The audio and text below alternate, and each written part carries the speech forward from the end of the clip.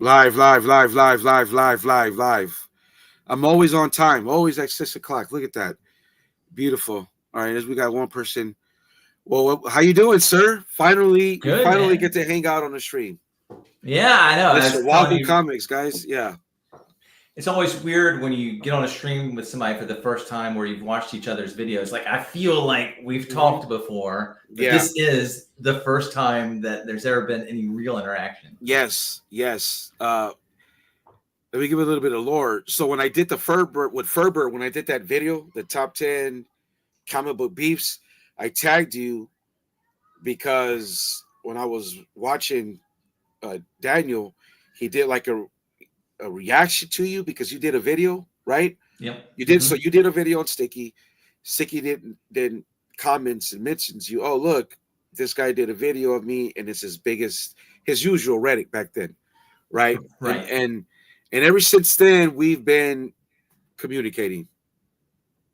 Yeah, exactly. And I was really like honored, Yeah, because I'm a small channel, of yeah. course, but Well, me to get too. mentioned in this top 10. And Oh yeah, yeah, yeah, so I reached out to you. I was really grateful that you put me in. Yeah, and that's what started our friendship. yeah, yeah. Hold on, let me get rid of this guy here. Yeah, let me get rid of him real quick. Yeah. So yeah, and so that began a casual buddiness, if you will, right? Um I know you mentioned the one time that like joking around, obviously, and when I say whisper show, dudes, I'm it's Discord, it's a bunch of buddies, right? And then you were like, oh, I wish I had my own whisper show. And I was like, well, Wahoo, we've had our own mini one-on-one whisper show because I've basically almost every video have given you my game plan. Hey, look, I'm gonna do this. I'm gonna say this. Yeah. I let you see the thumbnails. That's because we've been, you know, buddies since for like almost a year now. Yeah, I it's think, hard to believe that much time. Yeah. yeah, and I think that's awesome. And that goes to show that you can make.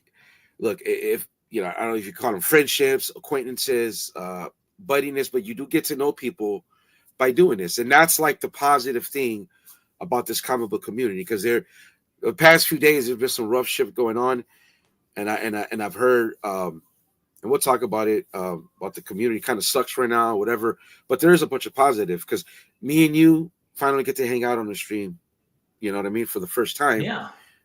So that's awesome. So there you go. Um, so let me ask you this question: how's your channel going right now? How do you feel about it?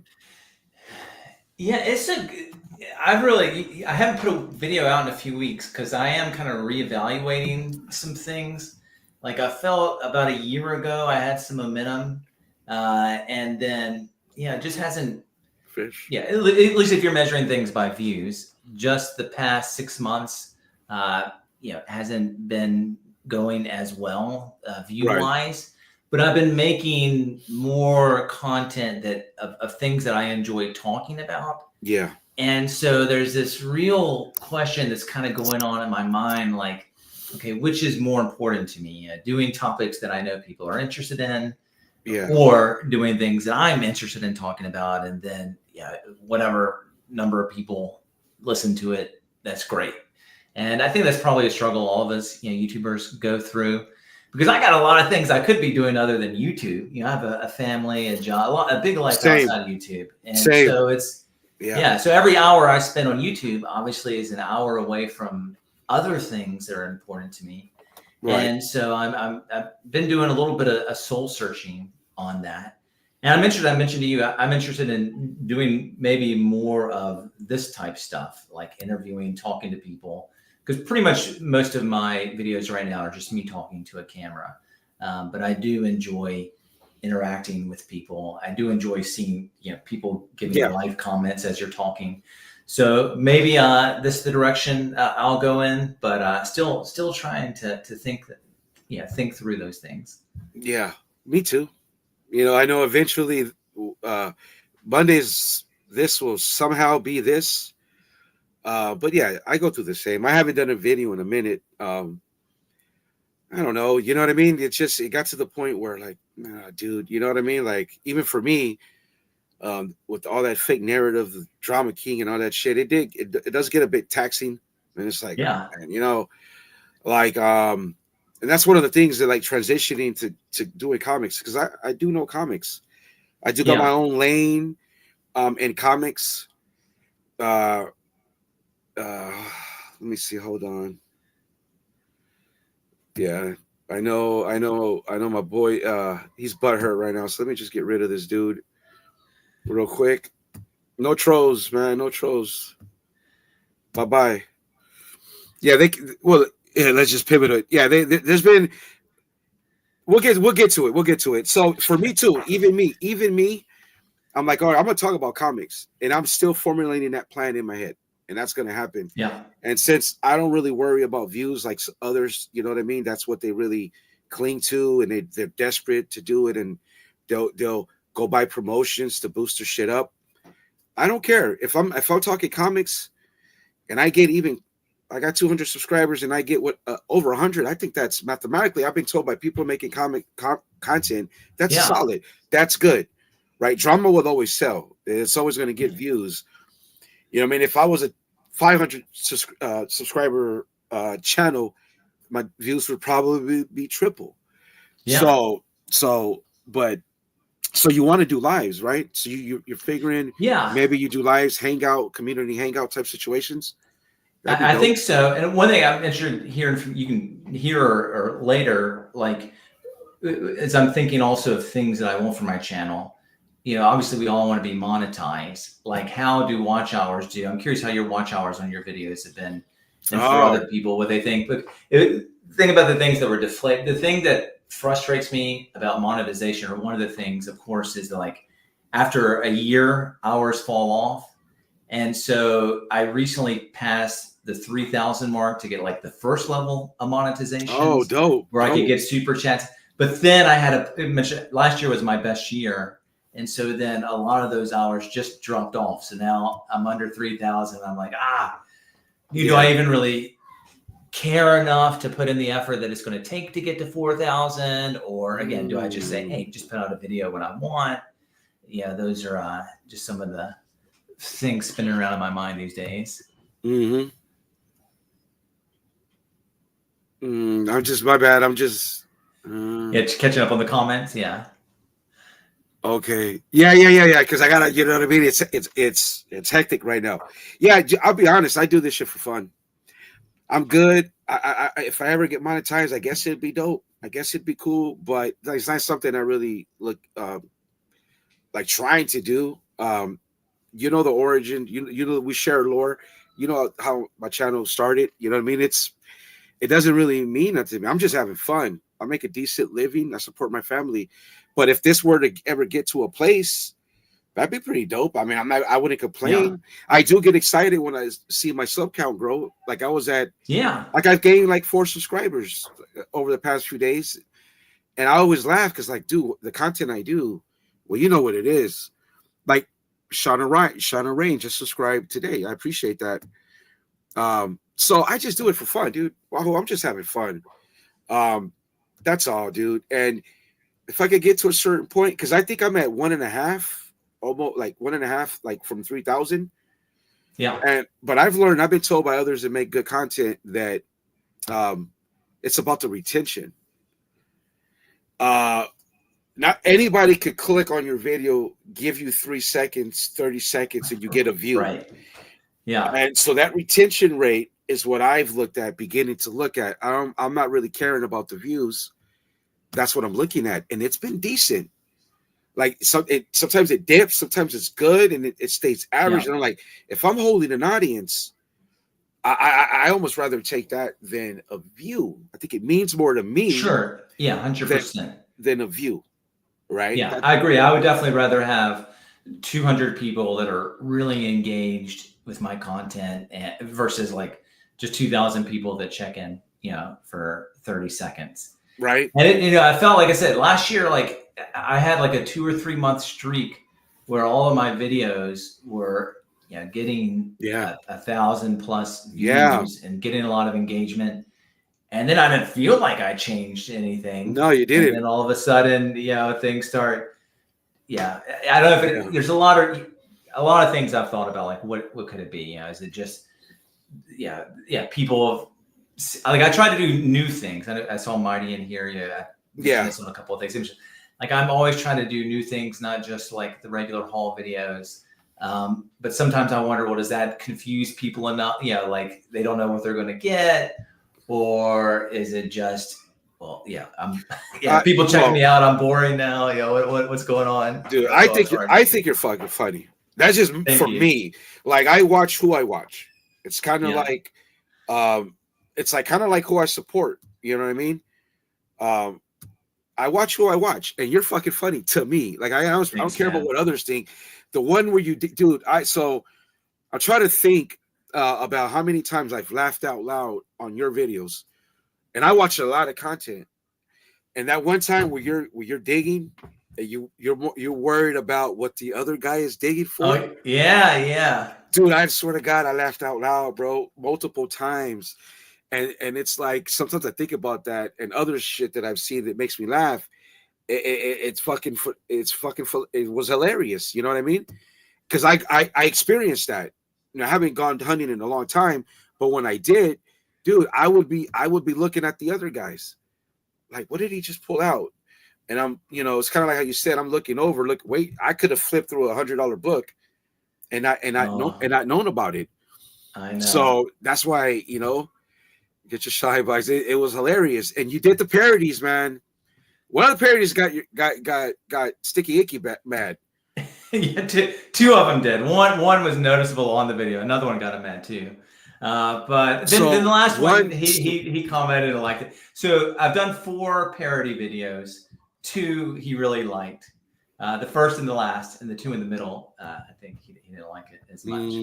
But the one in the I've actually got in mind. I was going to do I've got an idea in mind for you and Razor too. And then I thought I missed my last part of the past 3 weeks not doing videos. I just had to travel a lot with work and other things. But it's like, oh, well, I missed the boat because with those kinds of things, if you don't do it timely, you've kind of moved. The kind of cult zeitgeist has moved on. Mm-hmm. But thanks to this past weekend, maybe I'll get that video. That's been wild. You know what I mean? Yeah, it's been really wild. Yeah, man, you should. I see. That's why. Hey, Marcus is a good buddy of mine. He says, "Do what you feel, man. Follow your passions. Do what you feel." And that's what I did. But it's easier for me to do it once I got over my insecurities. Yeah. It's like I got blinders on. I don't care. I just do it. If people watch, they watch. If they don't, they don't. My fallback is that I know a little something about comics.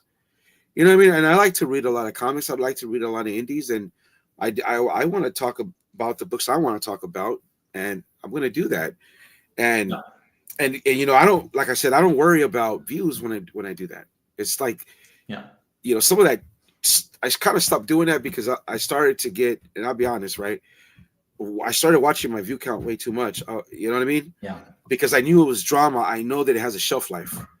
Yeah. And it's like that's one of the hard things too. Like when I'm just kind of thinking about things, because you mentioned YouTube being taxing, because it's not even just the time that it takes to make videos, but I'm a competitive person. I want to be successful in things.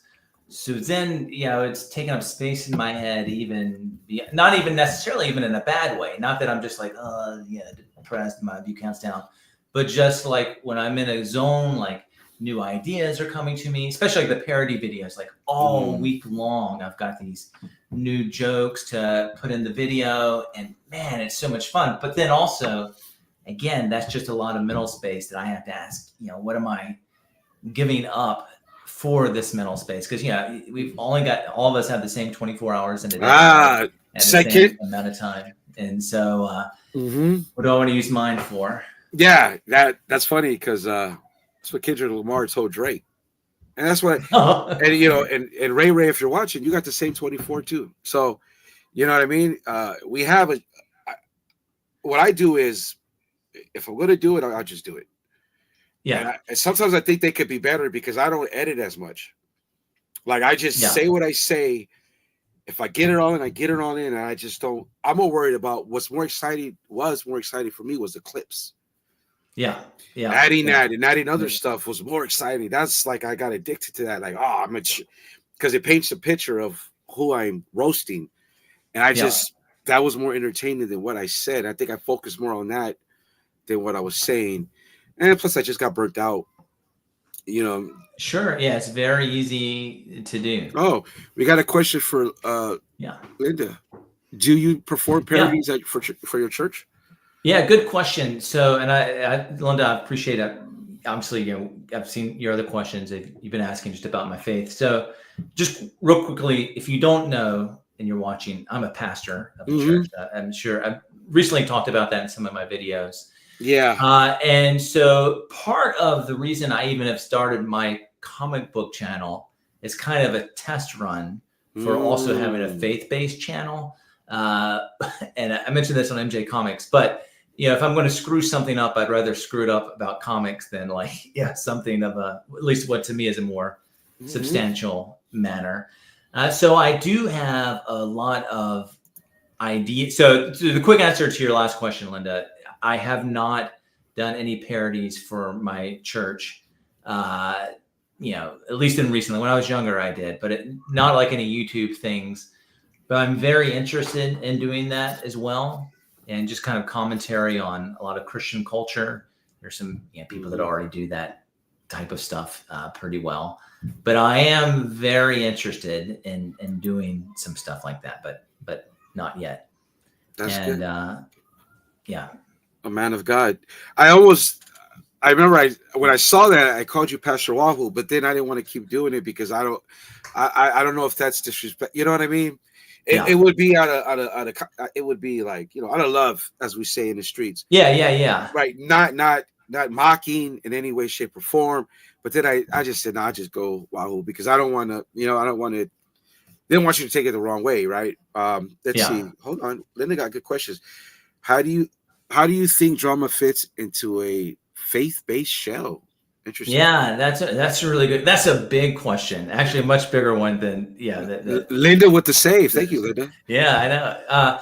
So I think there's actually a lot of humor in the scriptures and a lot of irony and things like that to kind of point out absurd type things. And so when I've done my parody videos, it's mostly I don't think they come across as mean-spirited. It's mostly to highlight the things that I think, are kind of absurd about a certain situation, and to just encourage people. I think laughter is really important to making peace. And because, of course, a big part of drama is, all of us have a bunch of egos, right? And our egos get hurt when somebody says something, and then it just becomes a big ego fest. And I think being able to laugh at ourselves can help us get to a place where we can start talking again, things like that. So there's more to it than that, but that's at least part of my goal is to use comedy to try to lighten the mood for people. Yeah. So let me just say, when I share some of the insider information, let me just make it clear, you always a neutral perspective. Let me just say that Wahoo never said at one time, "Oh, go get this guy or this guy." It was always neutral.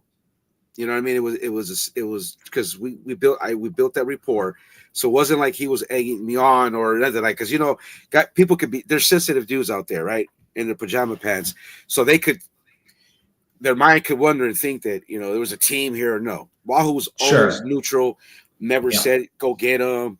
We never shared ideas, never egged me on any of that. We built a rapport through how we found each other. So I just wanted to make that clear. I appreciate it. Yeah, that I've been behind the scenes. No. Actually, some of the jokes I'm the man behind the curtain, right? No, some of the jokes that I would use, you would laugh at. I'm like a common guy, and Wahoo is cool dude. As I love comics, I have a few more comic YouTubers I like. You guys are on my list. Thank you, Sean and Ray. Thank you very much. Appreciate that. Yeah. So all right, Wahoo. Let's get to the Let's dispense with the pleasantries, man. Let's get to some gossip. Yeah. What do you think about the shenanigans out here, man? First of all, Yeah. let me talk about what do you think about the outrageousness of the burner accounts? Yeah. So first of all, when you invited me to be on this show a couple of weeks ago, I thought we were in a season of peace. So I thought this was just going to be a nice, calm, fun interview, and then all of a sudden, yeah, obviously everything blows up this weekend.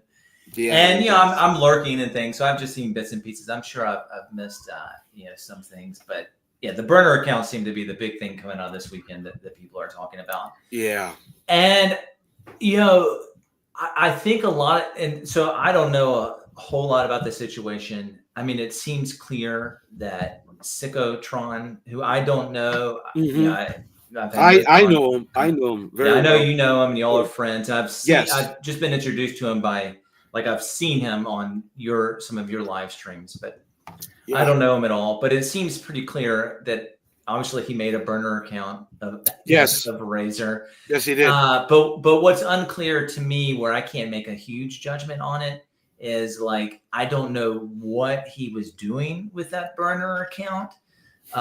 So there's a couple of ways that it could have been really nefarious. One, if he was really trying to convince people that he was Razor, and going on and like making it seem like Razor himself was actually saying something. Yes. Or two, I know there's some troll. He's not the only burner, right? There's no. So I don't know which ones did what.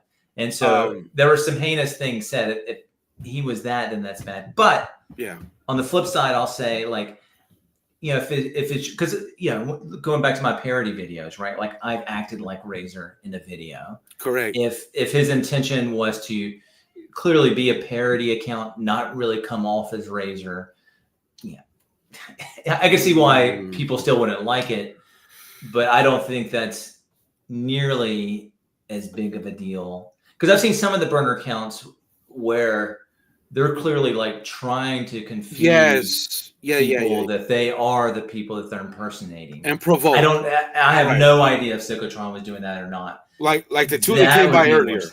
Yeah. No. Well, look. I'll say this. There's a pattern, right? And I know because I'm a troll, right? Yeah. A troll with a purpose. It's different. I'm self-aware. And I think the guy in Arizona ain't nowhere near self-aware. So, but the troll. So, Sicko fucked up. Okay. His intention was honest, and he has a condition that I know that the guy in Arizona made fun of on Saturday night, and I'll have some things to say about that to him, later in the week. But so yes, Sicko comprehends things different, and so because he's that way, I'm kind of like I've grown to know him, so I'm protective of him, and he fucked up. I told him he didn't need to do that. If he needed to reach out to Razor, he could have just messaged him through Instagram. I told him, look, if you message him, I'll let him know that you did, right? And so Razor fucking doxed himself on accident by an unboxing. Sicko sees that. At the time, Sicko is not into like this drama shit, but because he's around me and others from the past, he gets pulled into it. You know what I mean? So Linda, it's kind of like Sling Blade. I don't know, Linda. That's pretty trollish. I'll watch the next comment because you might. Do you know Linda? I do not know Linda. Okay. But at least her so hold on. She asked me if I was going to talk about faith and things. Very good, troll. Very good. I give I don't know if the Sling Blade. That's the throw off there. What I don't know if you want to tell me later. Sling Blade is a Billy Bob Thornton guy where the guy. Oh, I know. So saying Psychotron. Yes. Okay. Yeah, Linda Dale, you could have still, you were doing good there. So and see what I mean? And so this is why this whole situation is kind of fucked up. And That's how. I can't. I don't know who that person is. I'm not. It could be Razor. It could not be. It could be this person. Who knows? Sure. Right. And this is why that mistake by him was so pivotal, because now we're going to go through a phase of people are going to come in with these burners saying these names. Right. Mm-hmm. But you know what? Was going to hesitate to do it, but I'll flip it all the way. I'll go all the way back to last year or beginning of the year with Sticky Goose. What caused Razor to dox him was Sticky Goose was under a Ray Moreno burner account, hitting Razor pretty hard, right? Yeah. Pretty hard.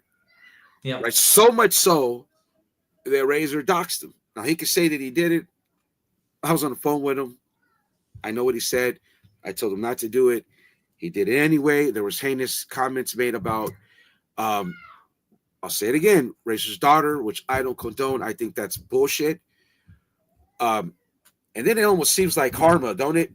Like if you know the lore, Razor doxing Sticky having to come out and say, get ahead of it. Now I got one of my buddies that it looks like he was trying to dox Razor, and Razor's just going to take that and run with it, spin that narrative his way, and go out there and claim victory like he did something when that piece of evidence was there for months, just sitting there with a guy on stream with promiscuous butt liquor, which is one of Razor's bed buddies now, was sitting there. So how come promiscuous didn't even tell him? I don't know, right? And it was something that was always there. And it's kind of hard to defend that situation. But I'll tell you this. Sigel could just stay away because the trolls are going to come and they're going to take these personal shots. And, you know, that's what's fucked up about it is there, you know, if they're going to make those comments, they're going to make him make fun of his disability, which is fucked up. But at the same time, like, God, Sigel, you know, you could have told me. You could have reached out to MJ yourself. Back then, we told you to just go to Razor yourself or leave it alone. And you did it. And you did it. And then when Razor kind of found out and we had that conversation on the phone, I told him, bro, he did not mean, he meant well. And Razor said, you think that I would go after a guy with that type of condition? And yet he did. Right? And so it is what it is. But I say that to say that months went by, come my interviews, and then we get the Ray Moreno saying all the heinous shit. Razor got all unhinged and mad at TM and told TM basically, hurt yourself. Okay, under his name, Ray. If you're watching, under your name, bro. Remember, then you create. Or somebody creates burner accounts when I'm on with TM and they're just bombarding us with all those comments. You know what I mean? So yeah, it does. It does. It does. And there is, and I responded to your comment. There is a path to peace through the meaning of cruelty begets cruelty. I'm just a stoner. I couldn't remember, but it is, you know, but that's not going to happen. I can't. I'll never mess with this guy again, dude. You know, it's a wrap. Ray, if you're watching, bro, the best thing to do would be back down. Yeah, Razor guys, see my feed. I don't mind for coming drama. It's all I got here. LOL. Oh, wow. I'm sorry. You know what I mean? This is hardcore drama conversation. So I just kind of want to say that there's no way I believe that my buddy made those comments that I just said. There was a lot of heinous shit said to me about our kids, our parenting, and telling people to hurt themselves. You know, this is why I believe it was Razor or somebody close to Razor or somebody pretending to be Razor so it looks like Razor. That's the hard thing. That's where that's what I'm saying. The burner accounts can be really nefarious if they're like, if you think Razor said something because of some burner account, he didn't really say it, you know, or vice versa, right? He thinks you said something or whatever it might be. I mean, that's the real danger of the burner accounts. You think somebody's really gone over the line, Yeah. and it's really someone else that's just trying to pretend to be It's them. just it's comic book karma, man. Comic book community karma. I gotta take it that way because, like I told you, I had the He with the Mask George W. Bush burner on Sticky, and Yeah. he thought it was Niobe, and I was like, oh, he knows it's. So I said, oh, okay. I outed myself. I told him, yo, man, I'll go back and tell Darth Lopez you caught me, letting him know instantly who it was. And then after that, he just had me blocked, so I wouldn't comment. That's like the only legit burner that I'll cop to that I have. Other than that, no. You know, I don't comment on. Ray will tell you I don't comment on his videos. What's the point? I don't watch his shit. Like he comments on mine. I don't do that. What for? I pull the transcripts and I watch if I have to. So I'm not going around doing that. Burner accounts, heathens and sinners. What up, legend? People looking for votes for them award shows. Did you get nominated? I have gotten nominated. Yeah, I don't know, how many votes I got. A couple of years ago, I was nominated. Well, not just nominated, was like a finalist or whatever. So anybody want to put me in this year? Happy to. Yeah. Like I don't know. There was a lot of drama. Oh shit! Shout out to Simple Simon Comics. Shout out, bro. Great video. He cooked. Finally, somebody jumped out there and cooked his fat ass other than me. You know what I mean? So shout out, and I think what he said was righteous. And I found out through the Discord that Simon's been around. He's got a lot of comic book community love for him. He's been around, kind of paid his dues. I respect that he left the community, got bigger. I like that he blamed Sticky Goose and Razor for kind of ruining it because I kind of agree because like it says, the negative energy that was put out caused guys like me to say, well, I want to troll too. Right. Yeah. The only thing I have with, so he's not wrong, obviously, in like saying there's obviously a lot of negative things, but what's just wild to me is, people who don't like that. Why? I don't like, nobody has to watch Razor, right? Like, no, they don't. Or me. Or you. Yeah. If you don't have to. It's Razor stuff or Sticky stuff or Darth stuff. If that stuff, you don't like that negativity, then just don't watch. And it's just wild to me how people still like. I look at Sticky Goose. He's obviously bigger than all the others. Like how he gets thousands of views, and like half the comments are like, "You're an idiot. You hate what? I don't understand. Why? Like unless you're entertained by it, which this is." I was saying to you, like it's like WWE, right? Like, I understand this is what I'm getting when I'm watching a Razor video. I'm not expecting Kumbaya. When I'm watching a Darth video, a Sticky video, overall, I'm not expecting Kumbaya. And so if I'm going to watch their videos, I have to say, hey, well, I'm ready to expose myself to the negativity. Yeah. And for me, you used the word kayfabe, like. Since I'm not really ultra close to anybody in the comic community, like I'm not. You talked about this. I'm not part of a Discord. There's not people that I spend a lot of time with. Like it's really hard for me to know is how much of this is real. Is what Razor's saying? Is that how he really feels, or is he playing a character? Same for Darth. Same for Sticky. And so it's captivating to me to watch. But I have I mentioned like I somewhat want to get more involved in the comic. I'm an all-in guy, and one of the reasons I haven't gotten involved more because I know once I go in, like I'm all the way in. But I have friends outside of YouTube that it anchors me so that I don't get like overly drawn in by I don't come away watching a Razor video or your video or whoever, even if I disagree, with what are said. Because I think, yeah, like you said, I try to be neutral. Yeah. And so there are things that everybody says that I agree with. There are things that everybody says that I don't agree with. Yeah. But I try, to not let it affect me. And so, yeah, you can fill in the blank. Yeah, Sticky could be the most toxic person on the planet, but that's not going to affect me. Yeah. I'm saying he could, yeah. like it's, I think we all have to work hard at like not letting it get to us as much as yeah. I don't let it get to me at all. Let me just Shauna Rain, check out Beyond Wednesday, check out Circumstance, check out, who am I forgetting? I'm forgetting a lot of people. John Comics with Kids, that's good, wholesome comic book content, a lot of X-Men stuff. Check out the Immortal Biggie Shack. There's a lot of comic book content. Furbert, yes, thank you, Brad. Check out Furbert the Nerd.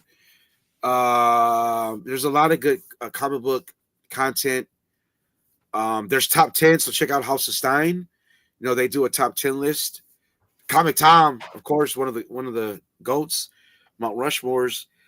I don't know. I don't know, man. I like a new channel of like fairly new, Son of Crom. I don't know. Oh, Son of Crom. Chanko. He does some really interesting stuff. Yes, Chanko Comics. Check out Bleaker, Spec Media.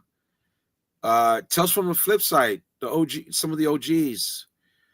Nerdy Nirvana. Check out Jim Mint. Check out Sticky Goose. Don't check out Razor. A bunch. Yeah. So, I was telling you, joking around, like in the battle against Sticky, I began to like his shit, and then now I'm stuck watching the shit. But like, but because he does some good stuff, and sure, there's some humor in a lot of what he says. So whatever, you know what I mean. I'm comfortable with that. I don't like Razor no more. That's just that. You know what I mean? It's just what it is, and I don't care whether what's he feeling. You know what I mean?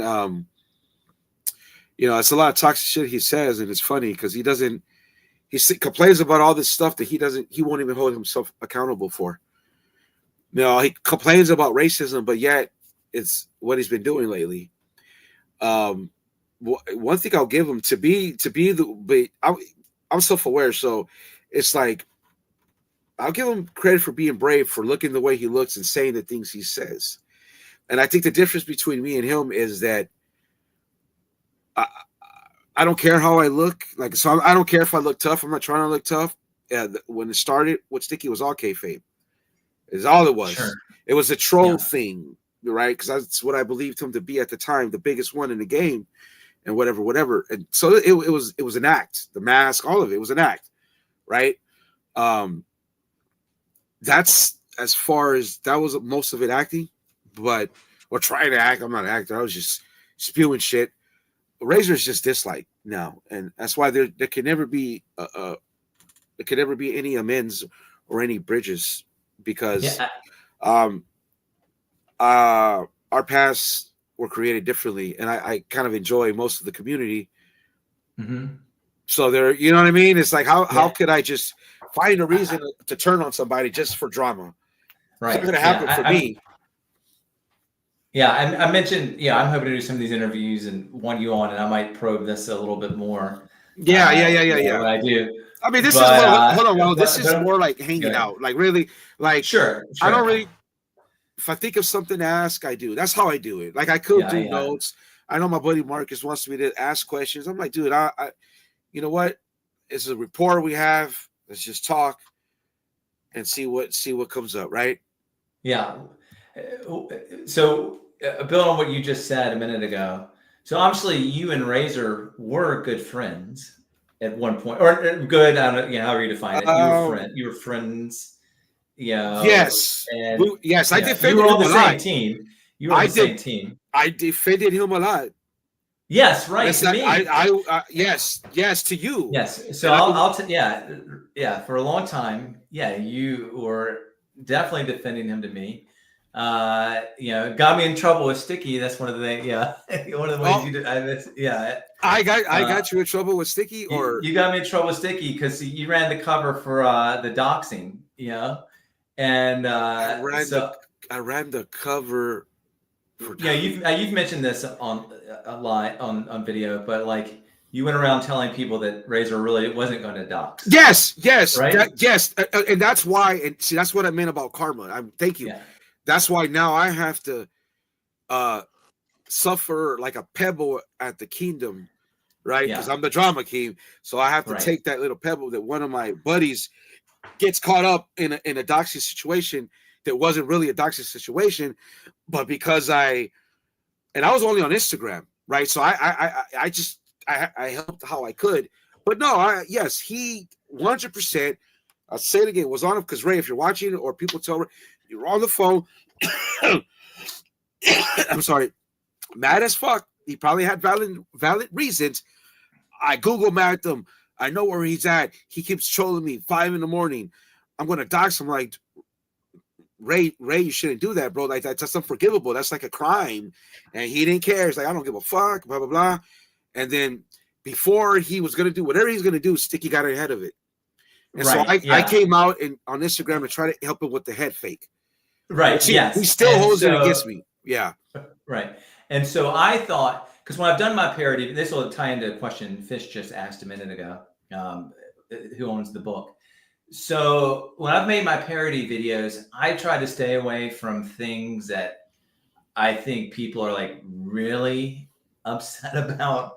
And so Sticky, of course, made the doxing video, and I thought that was more kayfabe than I think it was. And so, so in one of my parody videos, I involved the doxing because there was the book from that Razor was shipping for me, the Brian LCS book, and it happened at the same time. So I thought, it'll make it funny that Razor now has my address, and like I'm going to pretend he's getting ready to dox me too. And so, I don't think Sticky was happy with me kind of, making light of that situation. So Sticky, if you see this, I'm sorry. Don't me. I did it. Yeah. So I thought it's okay. And I'm just kidding. It doesn't really, but it's all good. About Fish's question. So Razor opened the book from Brian LCS, who he's obviously feuding with. And then I bought it from him to do that video that got me in trouble with Sticky. And then and then Darth bought it as for the battle paraphernalia. Yes, battle memorabilia. It's over there somewhere. Yeah. Let me grab it. It's part of the lore. Hold on 1 second.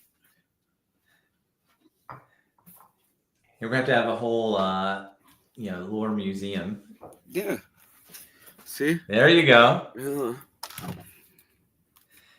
Yeah. Look at that. Yeah, so obviously at that time, you and Razor were yes, I did. Yes, I defended him multiple times. And then I know, you were, and a part of it, you felt like obviously a lot of you're kind of the position you were trying to be Razor's on one side, circumstances on the other, right? And eventually, I guess you felt like, I gotta choose one or the other, or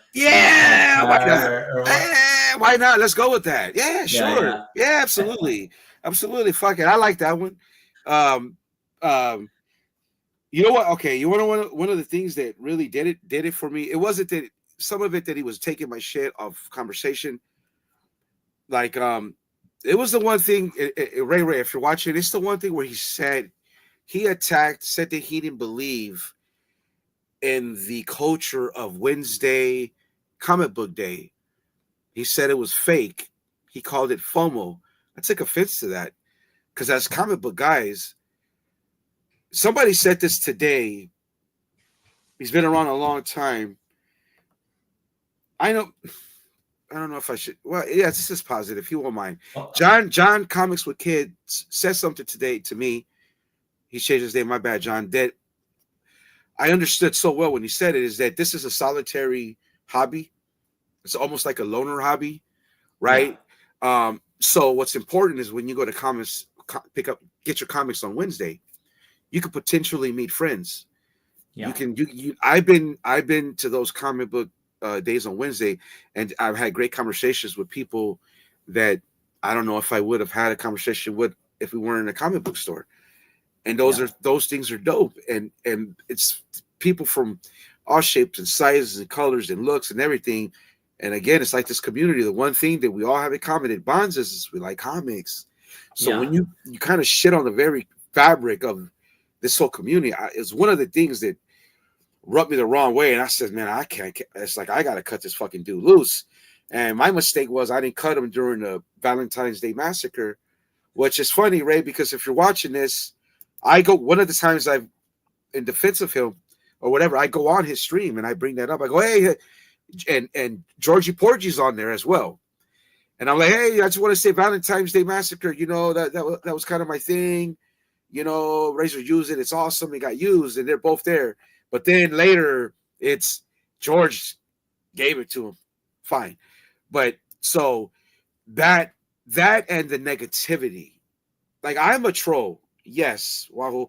Like, you know my lore. You've been there almost from the beginning. I've shared it with you, but it's always been like I feel like I'm a troll with a purpose. It's like I'm like a good troll, something like that. I was just trying to make fun of Sticky the way he made fun of others. I've said it before thousands of times. That's what it was, and I'll say it again. In that process, like I got to like the dude's content. Now I'm fucked. It's karma. Shouldn't be that way, but it is.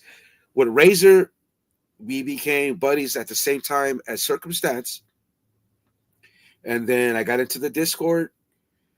And then I began to see that side, that deeper side of that whole community that Razor just continued just fighting with.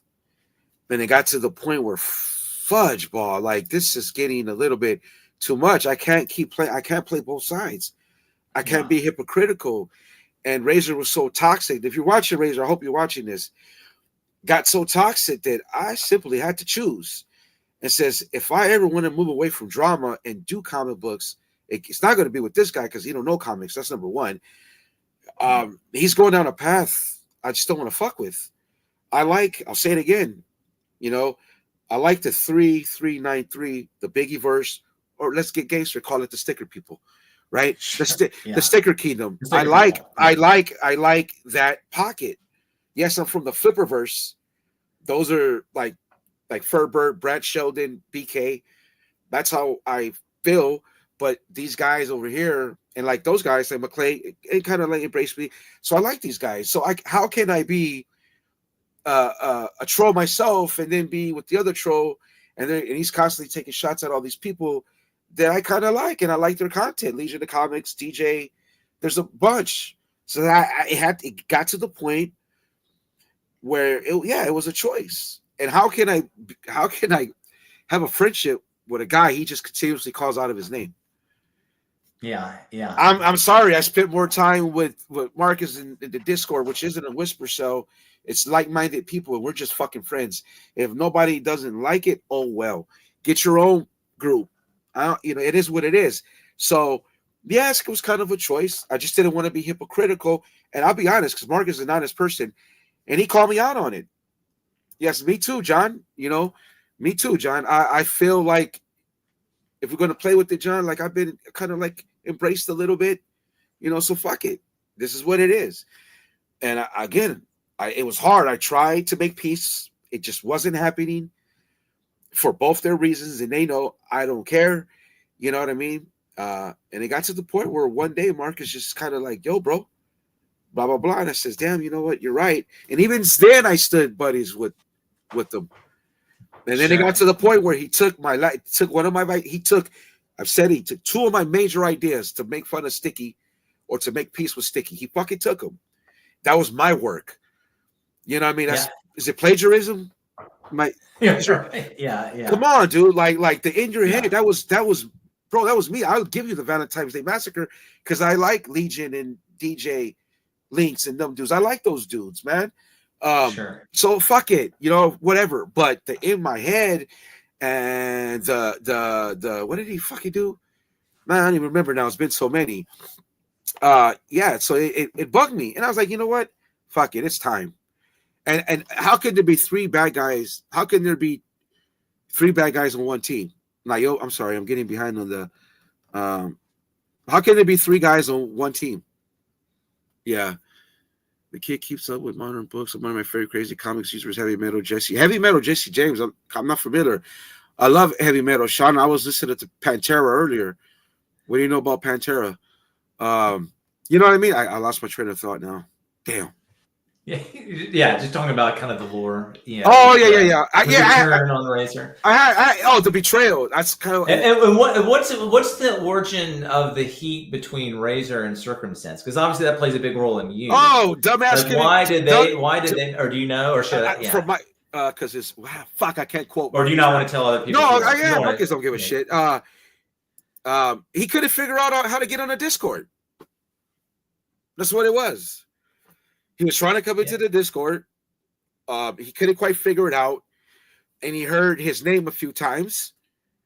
And he took that as gatekeeping and made content out of it just to bash Marcus. I was told that by multiple people. That's why Marcus says, why does this guy not like me? That's why that's been the lore. That's been why doesn't he like me? You know what I mean? There's been multiple times. Like it's like, and I was still trying to like, oh, come on, guys. You know, maybe there's a way. No. I think there was a time where Marcus tried to make amends, but Razor needs content. Instead of making it, just think about this, Ray. If you would have stopped trying to be something that you're not, kind of like what stop trying to be something that you're not, and thought things through, maybe you'd be peaceful with all these guys, and you'd share in their content. You could do content with them because everybody was open to you. You came in as a guy that didn't know comics. You guys are the gurus. You've been shown grace multiple times, but you just shit on people for your own narrative because you know you want to be the drama guy, and you're not even close. You can't be the drama guy when you stitch on people, you know, and you're overly sensitive and you dox people and you go really racial. And you're hanging out with Niobe, who's been called out for racial shit and some other PRF shit. So look who you're left with, and that's just you know, that's what it is. Let me ask you this. So I know Mark. I've seen some of Marcus's videos, and kind of his catchphrase is their arguments are without principle. So in other words, he's saying, Razor, in his opinion, Razor is just manufacturing drama for views, but he doesn't really believe what he says. I think that's what Marx is trying to say. Yes. Do you agree with that? Yeah. Like, do you think Razor believes it? Do you think Razor really, doesn't like the people he, says he doesn't like, or is he just manufacturing drama for views? It's both. He wants to be accepted so bad, so much so that if there's any pushback, he just flips on him. Mm-hmm. Right? That's his pattern. If you look at it, okay, you could not get into the Discord. You heard your name and you said that they were gatekeeping you. The situation with Brian LCS, he could not. Miscommunication on the phone, the conversation. Look how let me remind everybody how he was saying, I have a life. If you tell me to be on the phone at 7:00 p.m., I expect you to be there at 7:00 p.m. I'm like, bro, I mean, oh shit, okay, whatever. He did it with Legion of Comics, DJ Leaks, but that got squared away. Comic Journey, he gets mad at Comic Journey, then he disses Comic Journey. He took shots. My biggest fear of doing this interview with you today. Oh, it's a wrap. Yeah. It's Razor. I'm neutral, I promise. He is. So here's the thing: if he goes after you or does something, then it's just pattern. It's out there, but people know that. That's why nobody really fucks with them, man. It's just the truth. You know what I mean? It is what it is. Simon's been away for a year, comes back, and is beloved by calling shit the way he sees it, straight down the line. And that's his opinion. And I agree with a lot of it, most of it, 90 something % of it. I don't take no offense. I think he kind of like somewhat He didn't mention me, but he gave you a backhand shot. yeah, but So, I don't take yeah, it off. It's true though. yeah. I mean, you've been very open that your channel started obviously as a Off the sticky channel, right? Yes, off the Yeah, back of Sticky, like as he said, to yeah. troll him direct. Yeah, I and figured, certainly you've grown beyond that. yeah, But because yeah, I was that's how gonna you stop. I started. was gonna stop, and then I was like, oh no, fuck this shit. This is fun. Yeah, You know, and I was like, oh, somehow I'll pivot away from drama, yeah. right? I was sad when you pivoted away. As someone who just mostly watches, obviously, I don't know. Of course, I don't want anybody to truly get their feelings hurt. That's one of the hard things for me when like knowing what of this is real or what's not. But it's certainly entertaining, and it's been cool to see. I think you've grown, Yes, as you've been making more yes. videos, and they've been better and Thank flow you. more naturally. And so it's Yeah, been yeah. cool to see your I'm progression. getting more comfortable. Yeah, And it's dope and it's fun. And I will go to comics, bro. I don't give a shit. Like, yeah, trust me. I want to do it in such a way that I don't want to be or even remotely be like somebody else. So I don't want to do FOC. So my only thing is I right. want to talk about the comics that I've read. So like Sure. Refrigerator Full of Heads. I read a lot of indie books. I want to talk about the Alien books under the Marvel banner that when they bought. I want to talk about the Predator. And that's the biggest thing that sucks with my buddy is that I don't want him to be trolled. I don't want Sure. people to make Yeah. fun of his mental condition because I can't defend him in the way that I knew I could if it was in front of me. Sure. So out of Yeah. respect for him, I'm going to guard him away from the comments that were made earlier. And Razor's going to pay for calling him slow verbally, of course, verbally. I can't let him get away with that. You're not going to call my buddy mentally slow. He's a better human being than you will ever be, Razor. I just want you to know that, for what you said to him, bro, I'm going to roast the fuck out of you. And special, though. I'm going to take my time. But I will go away, and I'm going to talk comics, and all this shit will die, and I don't care who comes with me or not, because I do it for fun. And I do it for community. Because I like this guy. I like Mark Wayne. You, Furbert. You know what I mean? Like it will have to die. You know what I mean? But right now, it just see. Yeah, that's what I'm talking about, Shauna. Yeah, those are dope, right? So I'm gonna do comics, Crash or Burn. But like I was telling John, comics, I forgot his new name, and when I do that, I get insecure because I feel like people pigeonhole me with this shit. But Sure. Yeah. I'm strong-minded and strong-willed because my name is Darth Lopez, and I will pivot to comics, and it'll be the most cleanest thing ever because I won't care. Eventually, I'll care about views and shit like that, right? Sure. Yeah. And then, hey, It's the best of both worlds. I mean, like, because obviously, I mean, it's entertaining, right? And it catches people's attention, but you do want to talk about other things as well. And that's what I'm trying to do with my channel. I try to create videos that are more clickbaity or whatever. Yeah. Then to get people to start watching, and even with my clickbaity videos, or more content, I try to make a more substantial point, somehow with it, and get across, other things other than just bro. You're funny. You're funny to me. I don't give a shit. You know what I mean? Thanks, man. I like your content. Hey, maybe we could, one of these days get together and talk about the comics we like. You know what I mean? That'd be fun. I dude, I like a lot of the indie books. I like the Punisher Soviet. Those are the things that stay with me. I've learned I know the haters get mad that they claim that I have a team. I just been helped on how to do shit. Sure. And so by doing this, I'm gaining more confidence. I'm more comfortable on camera. I'm learning how to speak better and shit like that. And so the drama and the crash out shit is perfect for me to get comfortable. So when I want to just talk comics, you know what I mean? And I'm going to do it. When did you start reading? Oh, did you collect comics as a kid or like? Yeah, 19. Yeah, bro, I'm 48. So mid 80s. Yeah. So you were a kid, obviously. Yeah. Off the spinner rack, Wahoo. Off the spinner rack, bro. Yeah. 80. Did you just go into a store like yourself, like oh, that looks cool, I'm going to get it? Or did you have friends who were like, hey, read this and let's go to the store together? I went.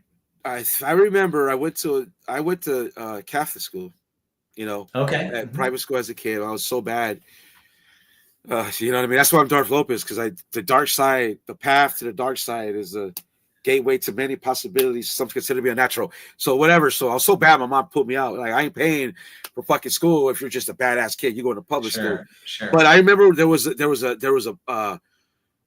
something at church, and he brought his comic book, and we were looking at it in church in mass. Oh, And cool. the principal came, grabbed the comic, and ripped it. Oh. And it was a Hulk comic. Uh-huh. So then there was somebody's parent that said, okay, I got the comic book list. What do you guys want? And I just jumped in. And did you start with Hulk because he had it? Or what did you, or like what comics did you like when you were younger? Because I was talking about indies now, but Punisher. Indies weren't really around. Yeah, you're a Punisher guy. Punisher. I quickly gravitated towards X-Men. Latched on to X-Men and Punisher. Spider-Man. So I go before McFarlane even got on that book. So I go around like right after the Hobgoblin time. A lot of Web of Spider-Man, right? Number one, I remember buying that off the rack. The Fall of the Mutant storyline. I was in my this one, the one that Razor the 340. Yeah, the clueless reporter got wrong. So I remember buying this one off the not this one, Spider-Man off the rack, but I remember getting it from the shop or whatever. So Spider-Man, X-Men, Punisher, and a lot of the Avengers, believe it or not, dude. I really like the Avengers. The Avengers with the annuals, man, used to always the annuals would grab my attention. The High Evolutionary War. Yeah. I read Secret Wars. Yeah. The original. Those were the first comic books I ever read. I've told this on my channel. We were at Kmart one day. I guess I was like 6 or 7 or whatever, however old I was when it came out. And they were selling, three comics for $1 in a grab bag. And the one we got just happened to be Secret Wars 7 through 9. Mm-hmm. And it was just awesome as a kid reading these mega battles of this huge group of heroes fighting against a huge group of villains. And I didn't start reading regularly until years after that. But that was my first introduction to comics. And I read those books. Yeah, those three, like they got beat up. They're well loved. Yeah, I have a lot of that whole run, Shauna Rain.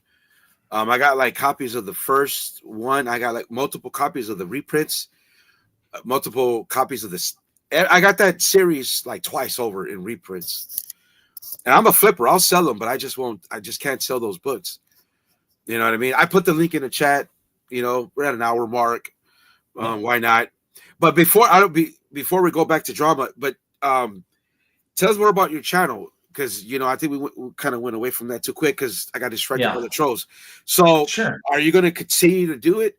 You're going to continue to? Yeah, I think so. But I am at this point trying to think of what direction it will go in. I would like to do more things like this. I really enjoy, obviously, talking to people, having conversations. I've talked about I'm not as interested in doing comic calls and things like that, but more one of the reasons even when I disagree with the things that Sticky Goose, his conclusions. Yeah, I do. I like that he talks about ideas often. He had a whole video on where we find our identity lately. I think that's a great conversation. And again, I don't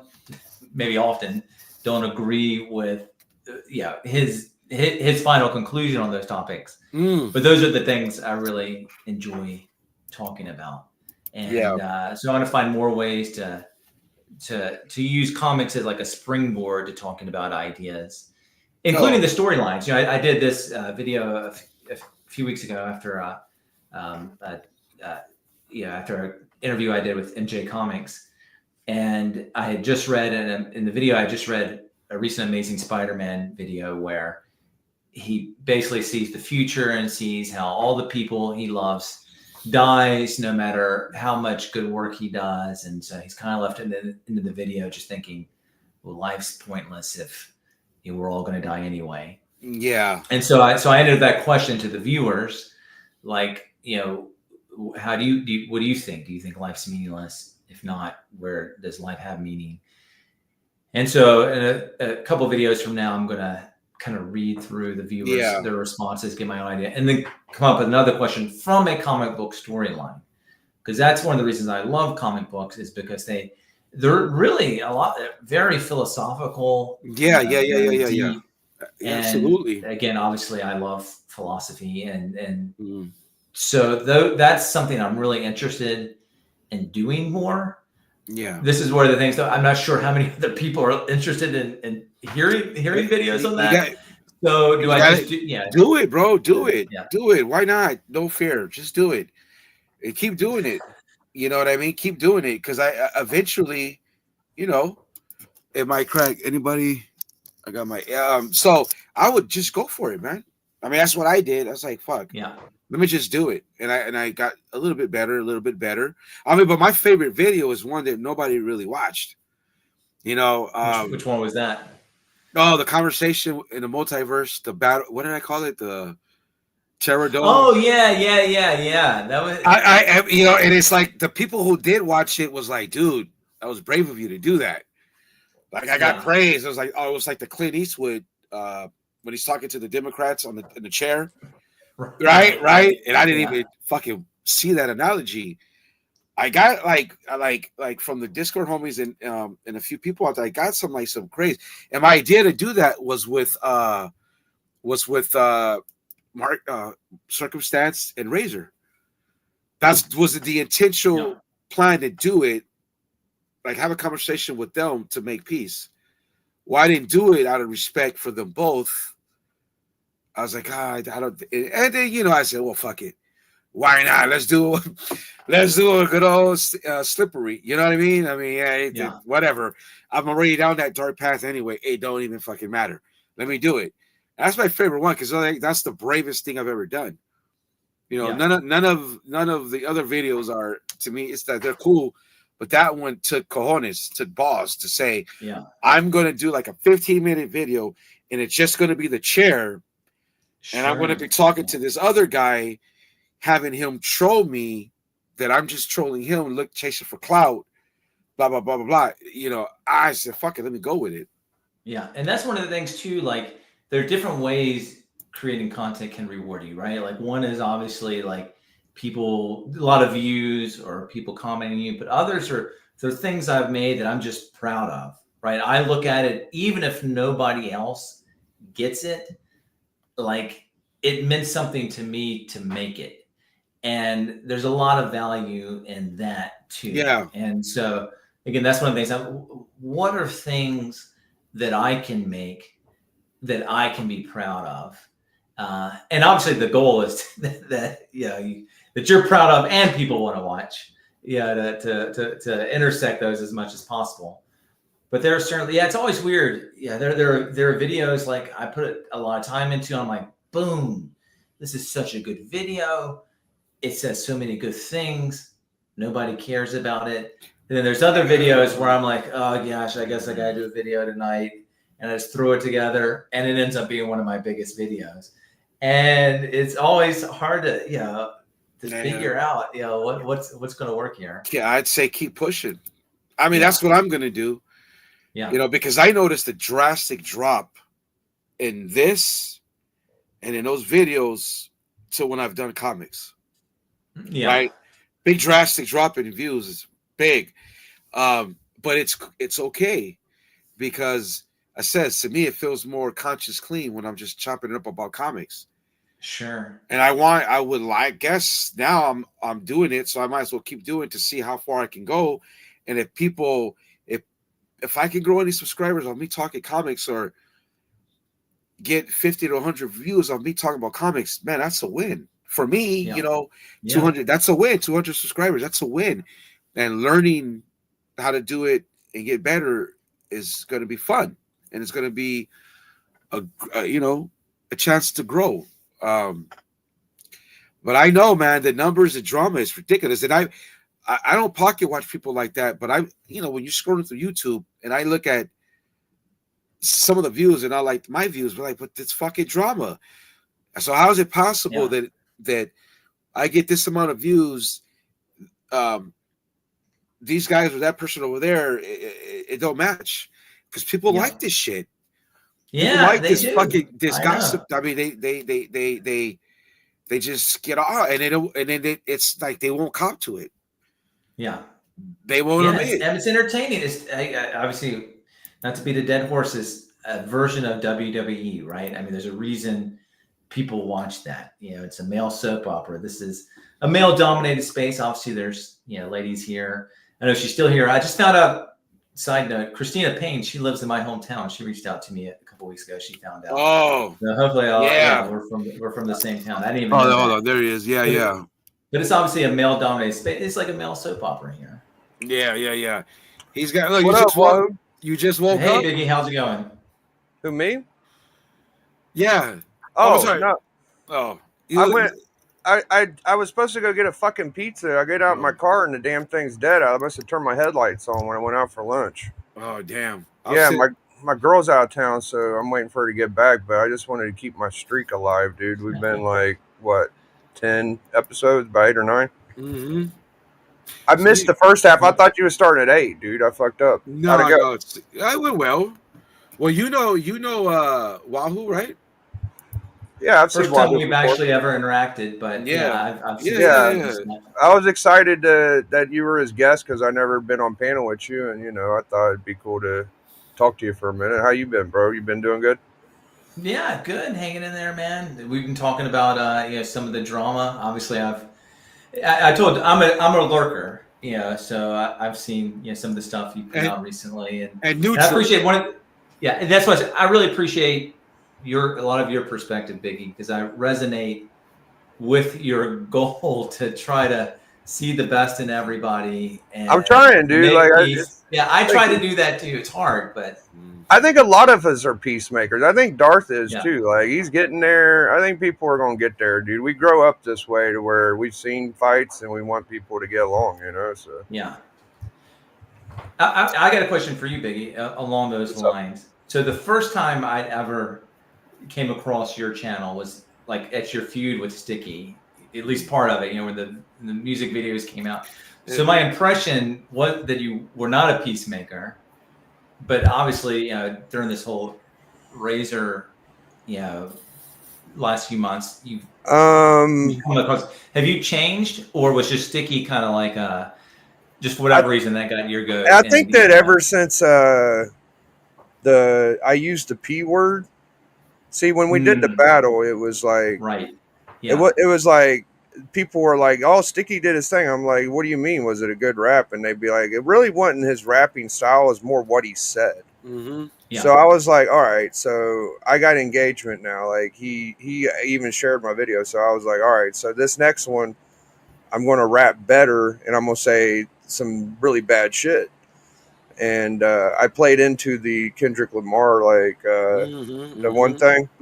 Yeah. Because he did it first, So it's a whole psychological thing. It was like, but so I ever since then, I'm like kind of been leaning back from it, like that was kind of really fucking silly of me. So yeah. And he told me and let me say this, because multiple people, Biggie included himself, and some of the homies in the Discord told me I went too far on Razor. Like I went way below the belt. But now, where we're at now, and the things he said about others, but now everybody knows why. Because that's really the only way, that's the only tactic to come at him first. Because there's other ways that, we'll see. But you guys mentioned Sticky. You see how it always comes back to him? And people might say that, oh, you mentioned his name, blah, blah, blah. Again, this is all karma. like Comic Tom said, comic book karma. If you don't do the roast, if you don't take what I was the earliest form of battle content, take shots at all these channels, you don't put that negativity out there in the community, it doesn't come back to you, sticky icky. But you did. You awoke up some mega trolls, and we came for you. And Yeah, then the doxing. See what the doxing did, right? See what Ray did by doxing Sticky, forcing him to come out, say he's gonna dox me. Now, and me covering it up, trying to whatever. Now I'm back to one of my buddies being fucked up with the doxing shit. See all that energy circling around. Yeah, it's wild. It's Yeah, I actually mean, pretty it's circling around and it sucks. But hey, right? And it sucks when you're the victim, dude. For anybody. Yeah. Yeah. I felt bad for you this weekend, Biggie. You know, obviously, yeah, man. when it seems like you were just saying, "Hey, ask about this thing," and then you didn't know about it, and then all of a sudden you're taking a lot of. I wasn't even mad at fucking. I was more mad at fucking Sicko, and then the more I think about it, it's like, well, why am I mad at Sicko whenever I forgive other people for other shit that's happened? So I'm like, I gotta try to forgive this guy. I can't be angry about shit all the time because it's tough enough whenever you're in a good mood. So I'm not going. I just gotta get out of this fucking negative bad. And I ultimately don't think it's that bad. I think people need to try to be nice to each other. So I don't want to bring Darth down. Darth's got his Darth. No, I get tired of me saying like, "Oh, we got to be peaceful and shit." I know it sounds silly. I mean, dude, at least not right now. You know, at least not right now. Yeah, he went at your boy, dude. Like you and Sicko, or I'm not as tight with Sicko as you are. No, yeah, and you know how I defended the whole situation. Yeah, and I got upset at him because I go, Sicko, what the fuck? I'm mad at myself. Okay, you want let's get real and let's be honest. Let's speak from the heart. I'm mad at myself that how can I, the king of drama, not say, wait a minute, hold up. I don't think you should, because let's be real. Let's get real, Biggie. Biggie asked multiple times, hey, you think I should say that? And I'm like, yeah, I mean, I guess. I don't care. You know, whatever. Go ahead. Not how can I not see that fucking that dude in his swamp in Arizona would not take it and make content out of it just so he could hide the fact, use that narrative to say you never said the heinous shit to me, Biggie, and TM. And that's why I got mad.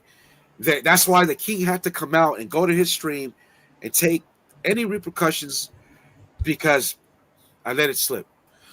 Excuse me. I let that fucking slip. I should have said, wait a minute, hold up.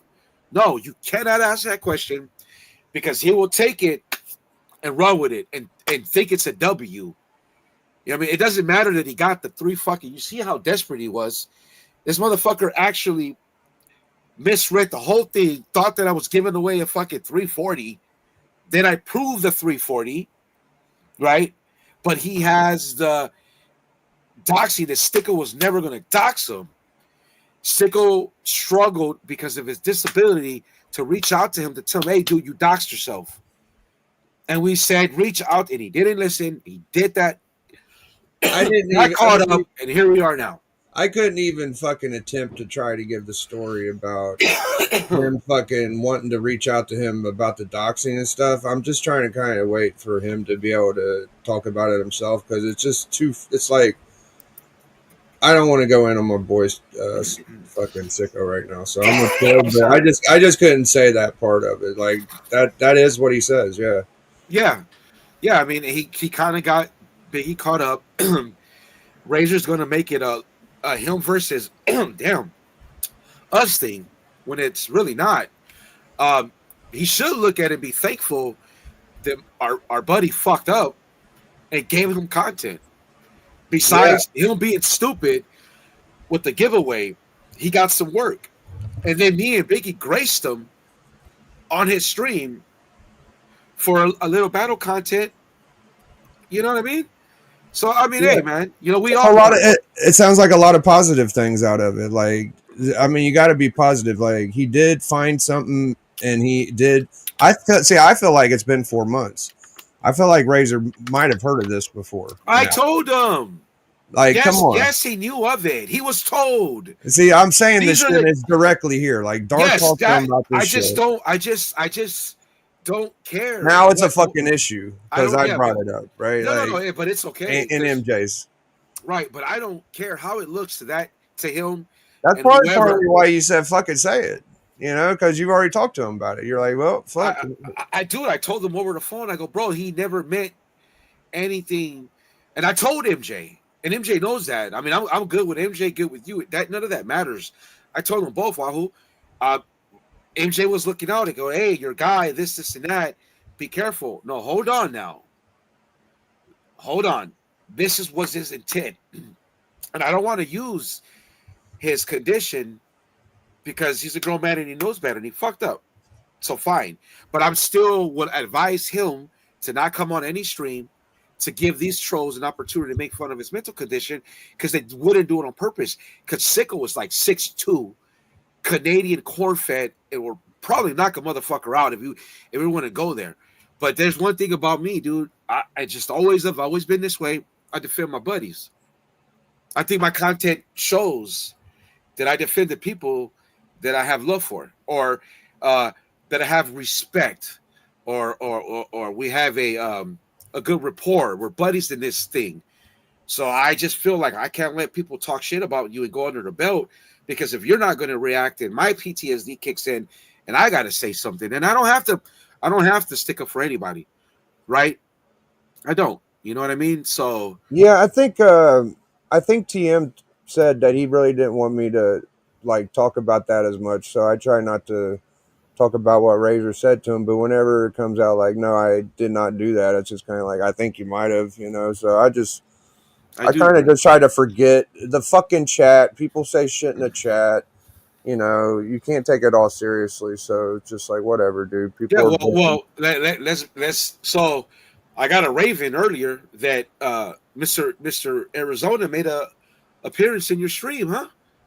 Yeah, he came to my chat. I tried to tell him like I was like giving you credit for some shit, and it was something about something that was said on my channel. So he had a good reason to be like, "What's up? Why would somebody say that?" Someone else said it. I didn't. I actually shut the stream down after it happened. So I don't know. I don't want to detract from old Wahoo, dude. This is your interview, so I think I'm more. Yeah. Thank you for keeping my streak intact. And I got to deal with this dead car and peace, love, and pussy. I hope everybody figures shit out and everybody's happy. And shout outs to fucking Razor and the fuck's his name? Fuck, Sicko. All right, go. I'm a little fucking fried. Yeah. You look at the car. Yeah, man. You look baked. I'm about to get baked too after this. Yeah, Sicko's cool, but he needs to watch over. Yeah, man, it's a complicated situation, bro. You know what I mean? Yeah. That's the way it is if you're going to engage in this kind of content, right? I mean, battle. If you're battling, things aren't going to go the way you think you're going to go, right? Yeah, like Mike Tyson said, everybody's got a plan until you get hit in the face, right? And so, there's punches, counter punches, swings, misses. And and mistakes are being made. I tell you one thing I did. I made sure I closed all my windows before this live stream, just in case. Oh shit! Fuck! I'm only going to see anything I've done. Thanks for showing up, Callie. Appreciate it, man. Yeah, man. I mean, I don't know, bro. I mean, mate, I just don't know, dude. It would take the only way that I would even sit down. And I don't even think it's worth it. And I feel yucky about putting it out there. If there's somebody is able to put me and him together, but I don't think it's needed. I don't think it's needed. I'll tell you something I wrote down. You can think about this. I'll tell you something I wrote down. You can think about this. I had an idea that came to me today that I think would be fun to do. Okay. And no pressure, but it actually could be a series of things if there's other beefs or whatever. Because I know you were, I saw you pop in on Razor stream the other day on his channel. Yes, sir. He and called out you got muted. You got muted. Yeah, I did. You got booted. Yeah. People. Whenever you're on somebody's channel, they have obviously all the power, right? Yes, they do. And so I try to remain neutral. I think it would be cool to have a debate on a neutral channel. I could moderate and have like real rule, like here, all right, Razor, you got 3 minutes to say your piece, Darth 3 minutes, and then have back and forth.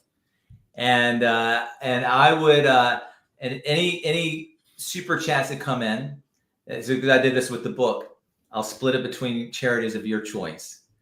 Something you could think of. That's the skeleton of an idea that I had today. Mm-hmm. And again, you're saying it might not be worth it. So you can think about it. But I'll put that in your head. That's for the sport. Why not? I mean, you have supported me. I have supported you. You were always neutral in that. I shared a lot of shit that I was going to say. You never once said, yeah, egg them on. I mean, I would probably consider it. But if I were to do that, then it would have to be I would only do that if after that he doesn't say my fucking name and I won't say his name. That would be the only way I do it. All right, Razor, you hear that? I won't. If we, because look, dude. Yeah. So you want to squash? You want it to be? No, I don't want to. No, I don't want to squash anything. I said that I'm a fighting champ. I'm a fighting king, and I was in my quarters, damn near getting ready to crash. I hadn't even shaved, and my kingdom was under attack. My name was questioned, and I met him at the battlefield. I went to his fucking his shit. And I'll say this. I heard Razor. I heard you only had like 3 people in there for like an hour and a half, which is usual because I know that's what I know that's what you cling to. And since we're actively still at war, when he does this, you know how when he does this and it looks like you're eating 2 donuts, fool. It's like you got 2 big ass donuts and you're just and you got fucking shit all over your face and you look like fucking Mojo. See, this is not kayfabe. I generally have grown to hate him. When all that you've grown more, do you think the battle? I hate him. Videos because this is one I wanted this about Sticky or all that. Like, does it start out at one thing, but then you start making? You become the person? Like, you speak it into existence, so to speak? Like, do you think? No, I'd say part of the term he's made responses. Like, do you? Yeah, and so I'm sure you're angry towards him from responses, but do you think? Well, him is complete anger. With Sticky Goose, man, and I told you, we go way back then. I think you did maybe ask me what was my end game. My end game was to make him shoot down. It was a troll game of epic proportions because he has 14,000 subscribers. I don't got nothing. I was just a troll on Instagram trolling him, right? I did the top 10. I don't even know if you saw it. Don't care. And well, I don't know if you know, but it's in the videos. It's in his how I accomplished the goal was to make him come down. It's like Coruscant, right? It's like Star Wars Coruscant has lower levels, right? And I'm comfortable saying it. Sticky's right here, way up here. He was the king of drama last year, and I got him to come down to me. And he doesn't. He could say, you know it. You watched. You could say it. It doesn't. He never has to come out and say it doesn't fucking matter, but it's there, right? Yeah, it's there. So I accomplished that. But in my doing that, I began to like the shit that he was saying and agree with some and most not. Well, Razor, I said it earlier where it comes from. I don't care about Daniel. I wish Daniel the best in life and his family and his career. I don't generally have grown to this. I can't stand him. He's distasteful because I know it's an act. You're not tough. You get behind this shit, and it gives you power because I think maybe I don't know, bro. As you were as a kid, I don't know, Ray. Like it's not about being if you were cool, if you're not, or I don't know what it is, bro. But you make. It's like he tainted the drama, the battle content, right? Because I blame what DJ Links and Australia, Simple Simon said that they ruined the community, and they painted. They gave a picture. So. I already said that. Okay, I said that about the energy, but Razor has fucked it up. He has made it difficult. He has made it personal. He's gone under the belt multiple times before I did or Sticky did with the whole attacking Brian LCS's wife and Izzy versus wife. You know what I'm saying? And the people that run in that circle still showed him grace just not too long ago. They still showed them grace. Right, so he's basically racist to Simple Simon, and he calls my buddy. He didn't call him the R word, but he might as well have. So this is who that dude is, and that's what I mean about he tainted the battle content, right? And I knew that. That's why I went low blow. That's why I said, hey, this is brown Hispanic on Hispanic crime, right? But I'll do that. I'll do. You're talking about low blow. I'm curious. Is there anything with anybody, whether it's him or Sticky? I guess him and Sticky are the two that you've had the biggest beefs with, right? And like, are there anything you look back and you're like, yeah, I shouldn't have said that, or like, you stand by everything? Yes, I do. Yeah, I told you the only thing that came out of it is that's complicated to me, and I get the most shit is from circumstance. Is that I became a Sticky fan. And I wasn't. I was not at first. I was not, and I don't want shit from him. So what's I don't need nothing. I don't need no. Huh? What's switched for you? Because like on my obviously you had a big blow up on Mighty stream. The Mighty. Y'all blew up at each other. That changed it. It changed everything. It just changed, man. It's just like what I heard in his voice. I'm like, it changed shit. You know what I mean? It's like, fuck, dude. You know, maybe I went too far. I didn't threaten his family. I'm a family man. I got Irish twins. He's called me criminal. They never bothered me. Never fucking bothered me. But he'll would incessantly say that I threatened his family. It fucking bothers me. If you're watching, that shit fucking bothers me. And I gotta understand it. And I gotta take it because I'm a troll. I built my channel off his back. So if he's gonna say things to me, fuck it. He don't say much, but they might bother me. And that's how, to me, that's deplorable to think that, I grew up in gangs in LA. You think I would hurt a kid? Sure. It's against my code. You know what I mean? It's something that, dude, no. That's why picking on people disturbs me. It's like a conflict. And unfortunately, how I raised myself, because my parents were good parents. I got parents that did well, or were workaholics, and they raised me well. I just lost my way, nothing they did. And so to see people pick on people, I just didn't like it. And I got into a zone. And I don't like when he says that shit. That's why I got to stop commenting it. Because every now and then he'll say it. I'm like, dude, stop, dude, bro. Like, fuck, man. Come on. Already. Dude. But, hey, man, I deserve it.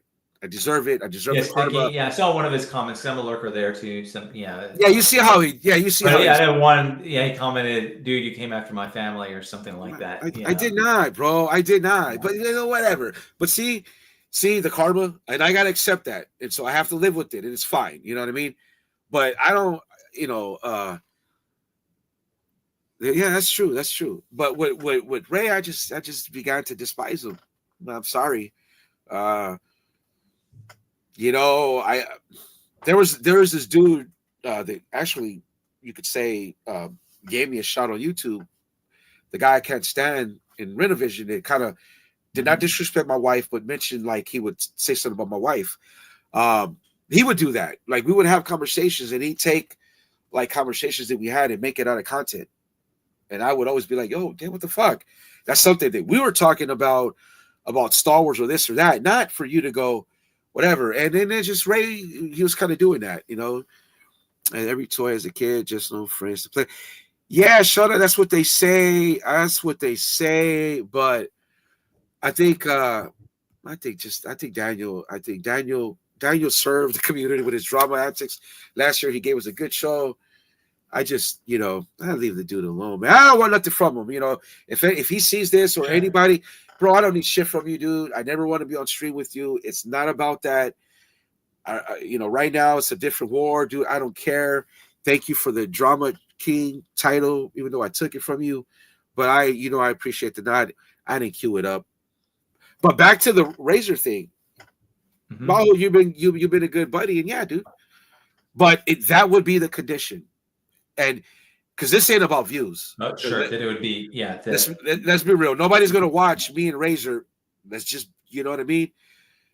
But it would have to be to at the end of that, no more, don't attack the crown, and I won't say nothing about you, and that's a wrap. Until then, it's fair game. If it never happens, it never happens. Yeah. You know what I mean? But that would be the only way. What up, Who Dat? Shauna Rain, Who Dat's a good channel to follow. Yeah, he's a good. He knows his books. He's got a lot of keys, a lot of slabs. I don't know if you know Who Dat Wahoo. I think I've seen him a couple times on like a Biggie stream. Yeah, he's a triple OG in this community. He's been around a long time.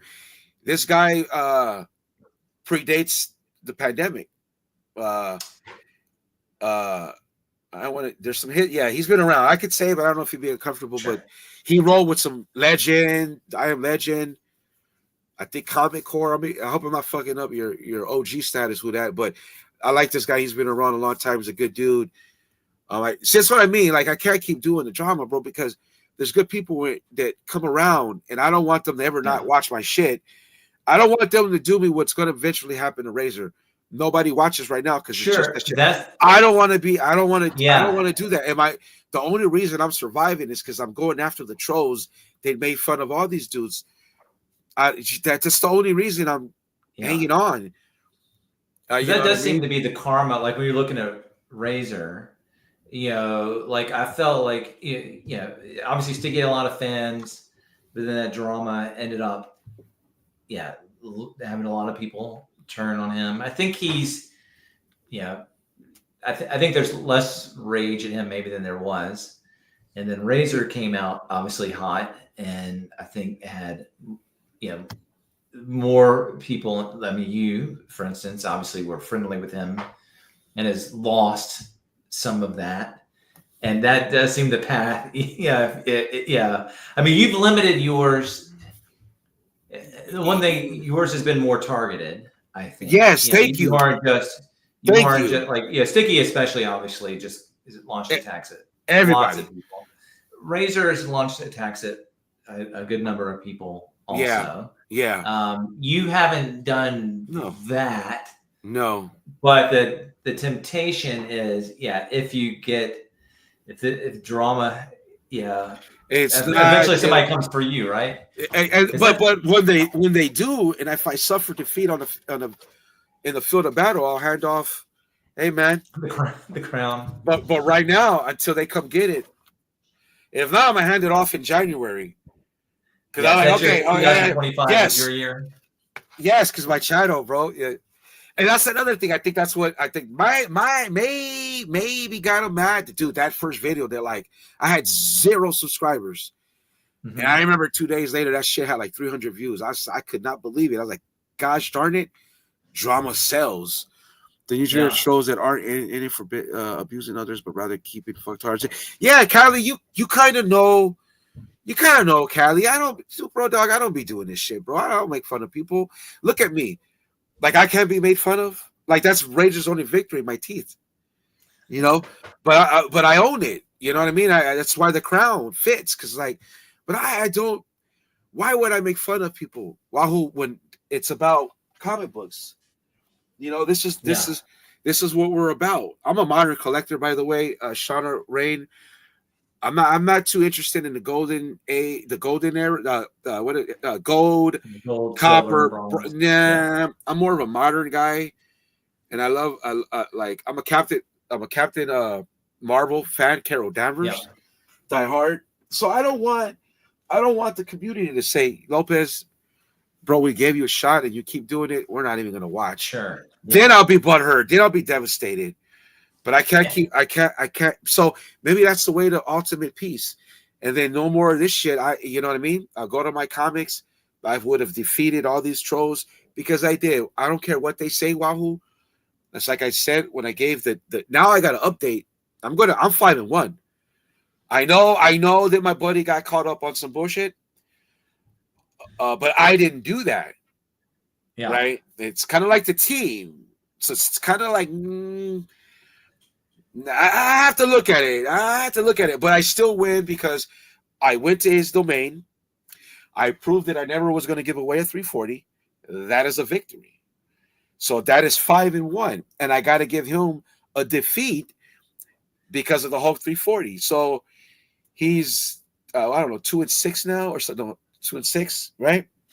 So I have to, next week I'm going to update my my rankings. Standings. Yeah, and I had your multiverse to put you in.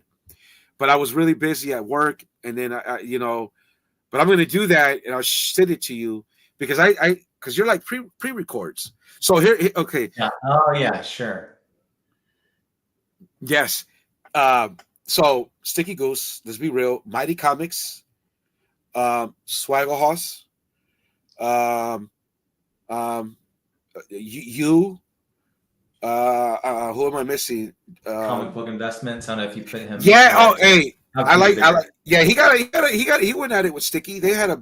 Oh, they did. That was yeah. That was well, good. hey, my biggest video is like that one. Because of whatever. I hope he don't watch my shit, but he reminds me of Gary Shandling.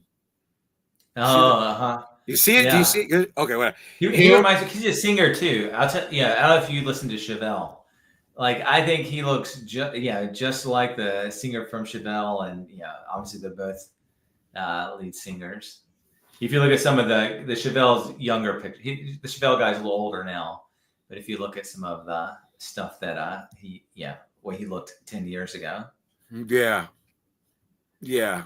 So speaking of that, you know how you were saying you were struggling to make ideas for videos? Mm-hmm. I go back to the pre-records. I've always wanted to talk about the FOMO era. Sure. And I don't do it because it's so close to what others do. Yeah. You know what I mean? Kind of like Sticky and others. And it was more about the people complaining about the influencers. Right. Yeah. I've seen that so long. I've seen it in comic section Stickies and others. That's a big part of Stickies. Yeah, and I don't want to do that because it's parallel to that. I was like, no, because no, I'm not doing CGC. No, I'm not doing CGC. No. Well, I'm going to CGC. Well, no, because I bought. So there's these, right? There's these and the Dowdermans, and he Russell Dowderman, and he's doing a Magic. One of these, 1 to 25. Cool. And I bought a 9.8 from a big seller that pre-screens them and has multiple. Mm-hmm. That's the first time I've done that. So, but I got some Sonic books that I want to grade. No, I'm not doing the CGC thing. Or PSAs, kind of like the new PSA. I'm probably not doing PSA, at least in the near term. I mean, like it's just uncertain how people will value those. So I'm always thinking, the financial aspect of it. And just in general, I haven't gotten stuff graded in a while. No, I do hope to again at some point. But the last books was my Captain Marvel. And I am a flipper. I'm trying to sell this. Damn. This one, but it does. Isn't that the worst? Isn't that the worst? Yeah, but you know what? On the back, I know who that knows about. Who that's kind of like a flipper, man. Well, not a flipper, who that, but modern. So I never knew. When I went to go list it, and I took it out, I think back here on the back it's bent, dude. Oh, and that's why I yeah. can't. That's why it's beginning to be hard to sell. It Yeah. might get to the point because I sold a lot of my. Yes, I am. I sold a lot of my Psylocke variants. And then you sold a big run of X-Men, right? Yeah, the Jim Lee, but I have Yeah. doubles, so I have all the Gotcha. newsstands. So like, what up, Oh. buddy? Jim Shooter passed. Oh man, rest in peace. Did that happen today? I guess. Is that new news? Yeah, that sucks. Yeah, I know Peter David, I think, just passed away a few days ago. If you No shit. read any of his stuff. Original art, yeah. Who knows? Beckerman knows a lot about original art. Yeah. I don't know enough about it to know which things are worth investing in. Yeah, because that stuff, you're not getting original art unless you're spending probably decent money. Well, what are some of the what are some of the books you need to get or you're eyeing? Yeah, my all-time like number one thing that I want is a Fantastic Four #5, first appearance of Doom. He's my favorite character.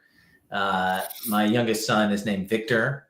I wanted to give him the middle name Vaughn, but my youngest son overruled that. But my youngest son is named Logan.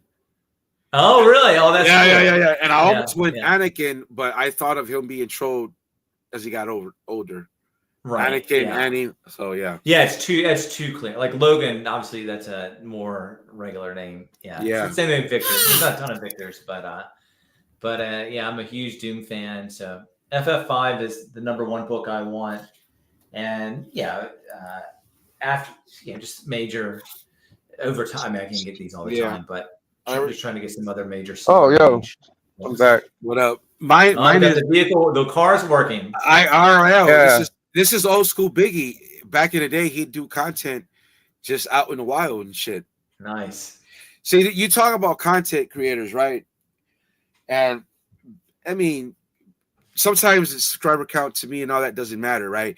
And this is one of the guys that does content on and why it works for me, and it kind of like with you and others that I watch because you guys are just being yourself. Yeah. You know what I mean? This is like the shit that Biggie does, and nobody really does that much. Yeah, I like FF5. I got a FF6 Wahoo. I love nice. Doom too. Yeah, so I've been like getting the other ones. Like I want like FF16 and FF Annual. I got an FF Annual too, but like that superheroes Doom. But yeah, that's a great book. Yeah.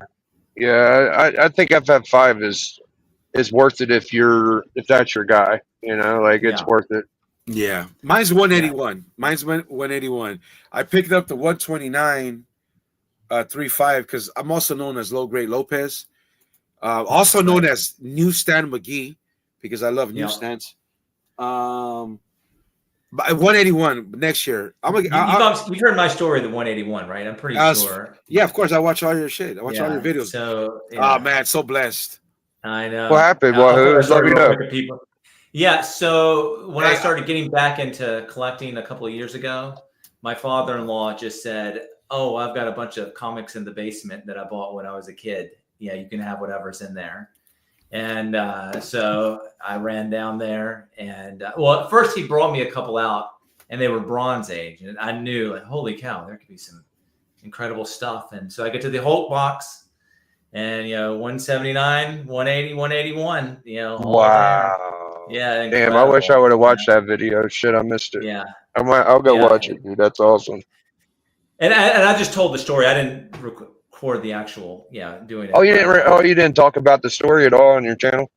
I've talked about the story, but I didn't record me actually going like. I don't no, of course not. Me live. Yeah, of course not. Yeah, but I've talked about the story a couple of times, and yeah, so it was awesome. It was like the most exciting and also the most depressing day because I got like the Hulk box was the box on top. So I was like 180. Yeah. So the day starts off like insane, like, right. My hands are shaking. I'm sweaty. All this stuff. Then I get to all these other boxes of Werewolf by Night, and he has every issue except for 32. and Okay. which is the Big Moon Knight, and then Amazing Spider-Man. He had a big run starting at issue 130, so one after Oh shit. the Punisher, and so obviously it's still incredible to get so many great books, and especially the 181. If I could pick one book from the Bronze Age, it would have been 181. So it was awesome, being there. A bunch Dude, of near misses too. I have the opposite story. So there was an antique shop that bought a collection from a storage unit, and I was like the first like collector to get in there, and I get the Hulk, and it's at like 168 or something. I'm like 168, 170, 172.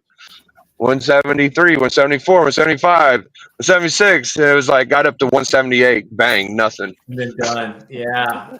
It's brutal. It's a brutal feeling. Holy shit. This is what's going to Steven Spock. And which I just so lazy. And the 340, right? Yeah, 340 You ain't never getting that shit, Spock.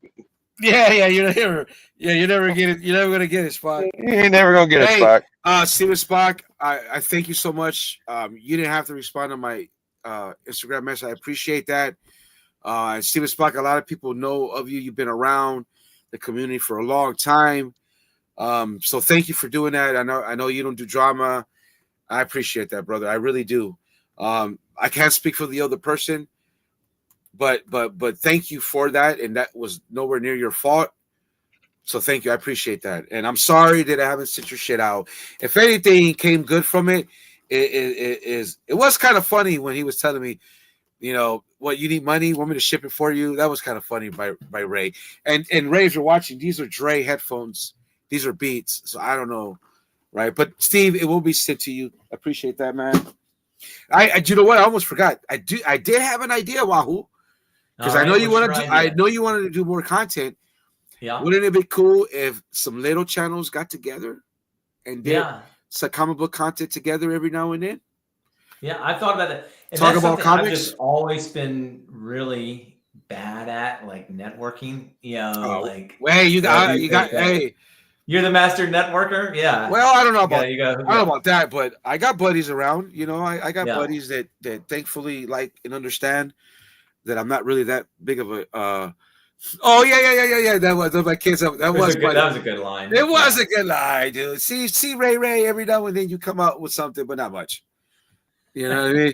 That was a good line, right? Like you know what I mean? No, but these are. If there was my kids' headphones, and I could afford to buy my kids Dre, whatever these are, Dre. My wife got these for me, Beats, whatever. You know what I mean? That was kind of funny. That was awesome. Yeah, man. I've always thought, I figured.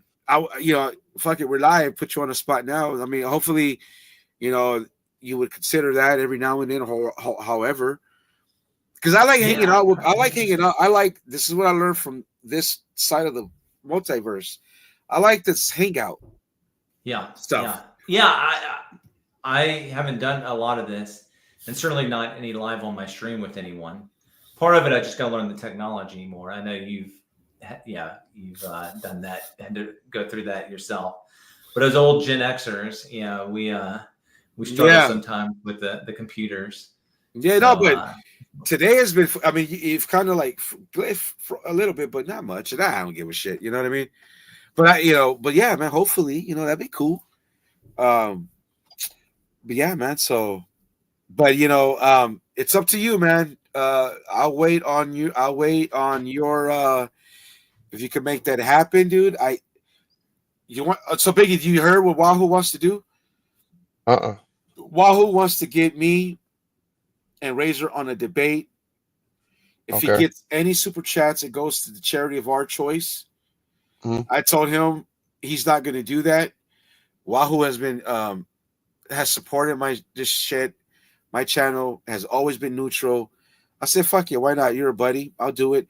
But only under the terms that after that, we keep our names out of he keeps my name out of his mouth, and so do I. No, you know what I mean? And we're out. No mention. Yeah, if I could have an opinion on you getting together with Razor and trying to talk shit out, I think any channel would be great. Hell yeah, Wahoo would be awesome. I would watch that.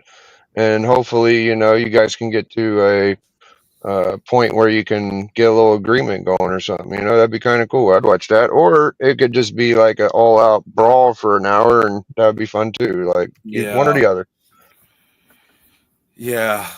It's I put that's not in my hands. I ain't gonna lose no sleep if it See, happens or this is the not. thing, Wahoo. Like me and Darth usually drop that's the first thing I told Darth. I was like, when you do like this battle stuff, like you got to give the people an opportunity to talk to you and give them their side. And Darth has dropped a Yeah. link in all of his live streams, and I do too. Like, Yeah, if anybody ever Yeah. wants to talk, I would love to. yeah. I mean, I did that knowing damn well none of them were gonna come on. Niobe, Sticky, Razor, which I got victories over all of them. Yeah, I Niobe mean, came on. Niobe's a brave man, dude. He Niobe, created YouTube. He yes, knows yes, exactly how to hop on streams. He started all of the battle content way back in the We Love Comics. yes. So He invented the internet. Did you know that? yes, He thought of it. yeah. He says, "Let there be internet," and it became. Yeah, I mean, that's what I mean. And It was funny to see those two team up. Wasn't it, Biggie? Like it's like yeah, no, and Oh, here, Razor. no, See, I told you, bro. his name, and he appears. I told you.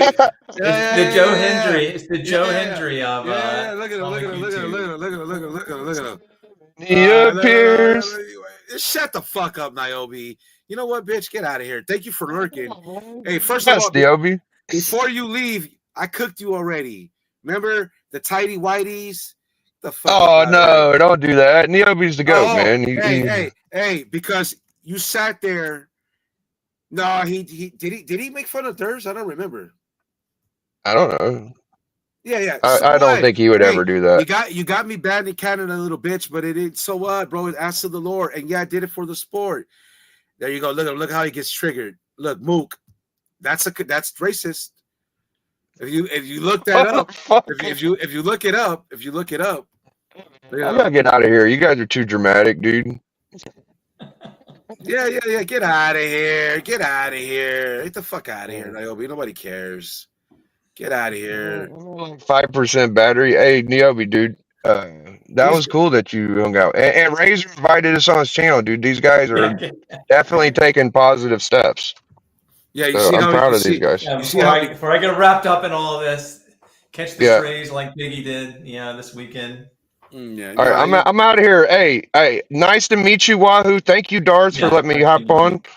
And good to see you, Niobe. I appreciate your work, man. You're doing great on your Kickstarter. See y'all later, dude. Shout outs to Razor too. Nobody cares about his books. Nobody buys his shit. They're fantastic. He's been a felt creator for a long time. And it is funny because those two are together and they're both damn near racist. And that's again, like it's WWE. It's like all these realignments. Like it's funny. How. Yeah. I mean, because they're both insignificant. I mean, wow. I mean, sorry, Niobe, come on, bro. No, dude, nobody even cares about you, bro. Nobody even cares. What's the history of your beef with Niobe? He started it. He started it. He came on here, and we were talking, and then he took some shots at Biggie, and you. Hey, no, hold on now. Oh, was that over the PDF stuff? Yeah. And then he there were some. Him and Biggie got into it, and then of course, and you mentioned, you kind of you take care of your boys. I know, and he made fun of my mask, and probably because those videos are average more views than he ever got. Because Niobe does. I don't think he cares about views because he's been exiled from the community a long time ago. Like Axel Foley got thrown out of the window. Niobe's been long exiled. Too much heinous stuff on him. You know what I mean? Way too much. And then he went crying. So like that's why I'm the king, Niobe, because you went crying, and you got me banned in Canada. So how do you know what I mean? Yeah. And see, Niobe is like Razor. They talk all this stuff, and then they get butthurt, and then they just want to get like hostile. Well, Niobe gets hostile, like see me in traffic type, like the homie journals, which I subscribe to that. Yeah, it got a little wild at the end, huh? But I don't want Niobe. You can't hang around, bro. Like you had your opportunity, you had your shot at the title. You didn't do nothing because you couldn't do nothing, And maybe Razor gives you a little bit of fuel and you might go out there and do something, but you got sunned just like Ray and just like Sticky. You got owned. Niobe, you could suck balls. You could suck Canadian balls. You could suck a Canadian moose's balls. You got tidy whities with shit stains because you suck. Where's Where's the tiny whitey's lore? What's that? Does it? No offense that to no offense to any man out there that wears. Don't you? Because Niobe looks like he wears tidy whities, and he's got like dookie stains, and he's, you know what I mean, kind of like I did my video. You know, he likes Def Leppard. You know what I mean? Niobe's just a clown, dude. You know how much dirt he has on him? Like, that's why he's exiled, because he's like him. If Razor doesn't change his ways, he'll end up like Niobe. Nobody will be watching. You know what I mean? Nobody will be watching. So that's kind of funny. Hold on.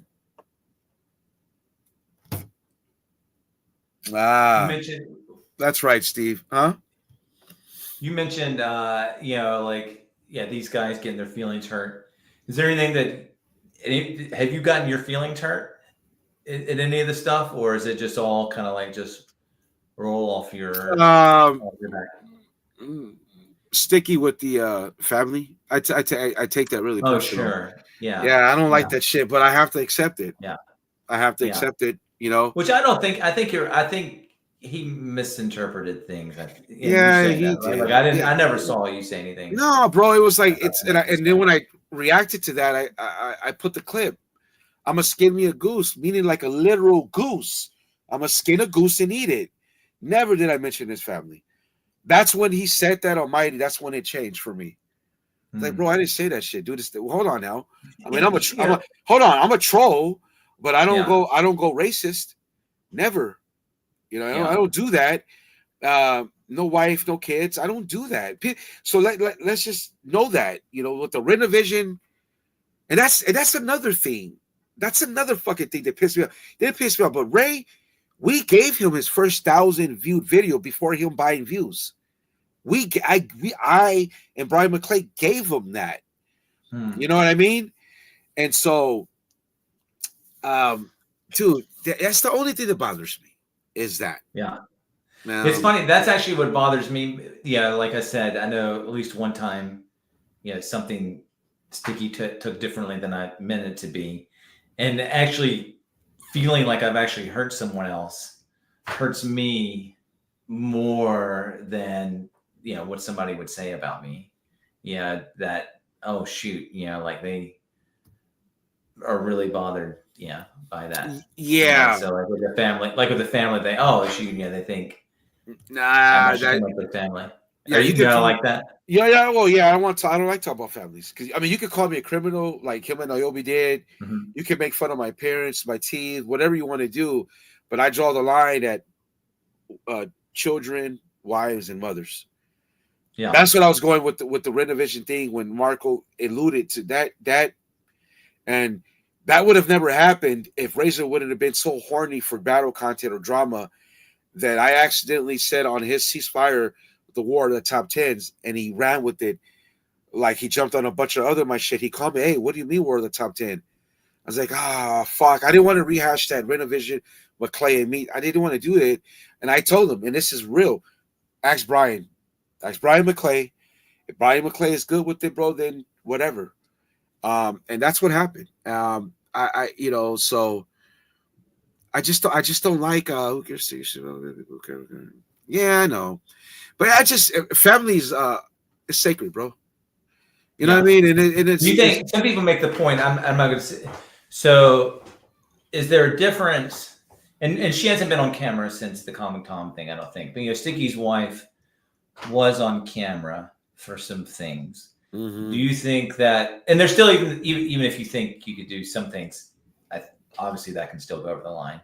But do you think that makes her fair game for anything, or still since she participated in the roast, right? She did. Does that open her up? Yeah. In terms of rules of engagement, I would say so. I mean, she's not a civilian anymore. She's participating. Yeah. So I mean, if you're gonna make fun of other people, why can't people make fun of you? You know, let's be real. I saw the shit she said about Biggie, and you know, I mean, I mean, she didn't have to do that, but they thought it was funny. Yeah, they thought it was funny. Again, but if it's done to you and yours, it's not funny no more. Right. Yeah. Right. You know what I mean? For you to say that I would hurt your family. See, that's the thing, you know. So that's why when he put on the mask, you know what I mean? He literally puts on a mask. I didn't get it back then. It didn't compute to me where he got that from when he says if anybody makes fun of threatens my family, then it's personal. It's whatever. And I didn't know what he meant. It took me a minute to figure out because I didn't care. It's like, whatever, you put on the mask, cool. Then you fucked up by now you're shooting down, which you said you would never do, right? But collateral sandwich, yeah. So, but still, I would have never went there. Like I just would not have done that. But I don't. If somebody felt they needed to do that's fine because she made fun of people. Sure. It's not funny when you make fun of people on the internet. Yeah, there could be some blowback. That's the thing. Yeah, that's the thing where like if you enter the battlefield, I mean, that stuff's going to happen. You know, right? I mean, that's where the bullets are flying. If you do drama will find you. It's like Brian McClay says, it's different until it happens to you. Oh, what did you think? Because I think I saw you comment on this. You know, one of Sticky's videos in the comments, he kind of challenged McClay. Yeah, right? Oh, yeah. And I think McClay declined that. Yeah. You know, how do you feel about that? Hey, well played by McClay. Yeah. Nobody needs the Sticky stimulus package. Isn't what it used to be. Yeah, right. Let's just be real. Like I think I milked it fucking dry. You know what I mean? Sure. Yeah. I hope Razor's still watching. You know, because Sticky's big for him. I don't think Sticky ever mentioned him. And this is where that troll mindset is different from like drama, recognized game type of scenario. The nod, the friendly knob. You know what I mean? It's like I think, if I'm not mistaken, the only time Sticky did anything with Razor was to get out in front of Razor doxing him.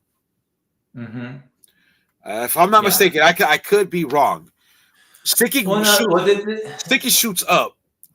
No, the whole Brian LCS stuff was before the doxing thing, right? Yeah. So Brian and Razor were having the beef over that, and so of course part of that was Razor. Calling Brian a racist. And so Sticky put out a video kind of defending Brian at that point. Then that's when it escalated, between them even more. He never really took like a sub shot or direct shot. Maybe he did in small way. And I know, Ray, if you're watching, I remember you were butthurt. See, Ray, what he does with me is he takes all my accolades and he tries to like downplay them and he tries to belittle them. And I know on the conversation when I was talking to him, he's like, you made him put on the mask, fucker. You made him put on the mask. And part of his shit against me is that I was crying about Sticky putting on the mask. Why would I cry about that if it's part of the lore? Sure, it's part of the engagement. Mr. 14, like I've said, 14,000 subscribers, but you had to shoot down at good old Darth, didn't you? Right? Yeah, that's the comment. This fucking guy. Hold on. Yes, it is. It's part of the lore. Yes, it is. Hold on. Well, let's see what he said. Let's see. So do you think, so this obviously has Niobe's avatar. So do you think this is actually Niobe, or is it the case where somebody pretending to be Niobe? This is Niobe. Where yeah, Sticky thought he was better than people. Hold on. Yeah. Hold on. Let me see. I like what Callie is saying here. Was better than people, though he was on a higher level. That regular bump collect. Yes, Frax. Let me just go ahead and get you out of the way. Well, come for the channels then, you bitch. Come on. Oh, Shut the fuck up, Niobe. Like this guy, like Oh, so you do think that's Niobe? So you think yeah, that's now Niobe? it is because I know his rhetoric. Now it is. Okay. Yeah, okay. Yeah, Come so you for the think channel. Stop crying like a little bitch. You see what I mean? See, and this guy, you know, thinks he's tough. Him and Razor, you know, they think they're tough. And I'm gonna come for your channel. You already tried and it didn't work, bro. You know, you little bitch. Yeah, investors are real. Yeah. Yeah, you know, see what I mean? See how I get to him? You see how I get to him? You know, Razor's not in here because yeah, he doesn't want to look like I get to him. Sticky ain't even watching. But you see Niobe? You little weenie. Here, like I do here. Isn't this one like that's one or I don't know. This is one. Oh yeah. Yeah, I let's hold on. Let me see real quick before we get out of here because I haven't even ate dinner yet. Well, my wife made. Ooh. Oh yeah, Niobe. You know, I have a family. You know, you're just a loser in a shack in Canada, and your mom pays your bills. I gotta go. I gotta bring out the old. I got something for you. I'm not done with you, Niobe. And then you could go cry to YouTube and try to get my channel taken down. Let's look up what I was told it was racist, but let me clarify. Mook meaning in Canada. Well, let's see. Oh, incompetent. Oh, okay, that's fine. All right. He called me stupid. I was wondering. That's okay. Yeah, no, I thought it was somebody told me in Canada it means something else. I'll discover it later. But yeah, yeah, he just said I look stupid. Thanks, Niobe. You know what I mean? I show my face now with these beautiful teeth because he tried to make fun of me. Niobe, what's up, bro? I think that's the best. Obviously, that's the best way to disarm people, right? You know, like yeah, if you can laugh at yourself, then you take away people's ammunition. Right? Absolutely. Yeah. So I think that's great that you can do that. Why later? I know you're from Southern Higher. Yeah, Shauna Rain. I don't know if Sick is racist. I know he remember when he was like, oh, I'm with lawyers and I hang out with lawyers. That's when he was crashing out. That's when I didn't really.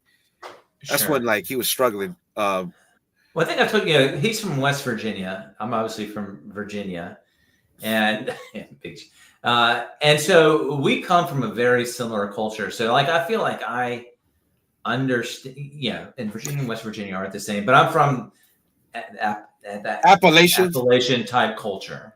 Yeah, and especially I grew up in Southern Virginia, which is it's just like, to me. I get him more than I think a lot of people probably do because of that, and so I can understand it. Yeah, I know people like Sticky Goose who are again I'm trying to.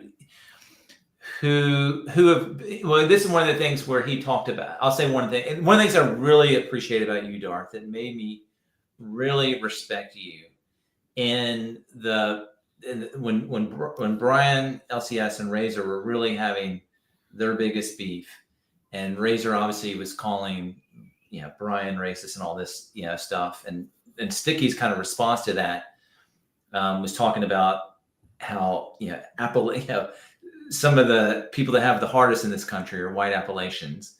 And you, in a couple of places, mentioned, white people have it hard too. Not all white people, obviously, but there are certainly pockets of white people, especially, and I identify this as, from being from Appalachia, that struggle with the same poverty and things like that. Dude. And so I think my guess, again, obviously I don't know Sticky in real life, but my guess is, go away. Go away. Is, I'm sorry. Well, go away. That's right, LJ.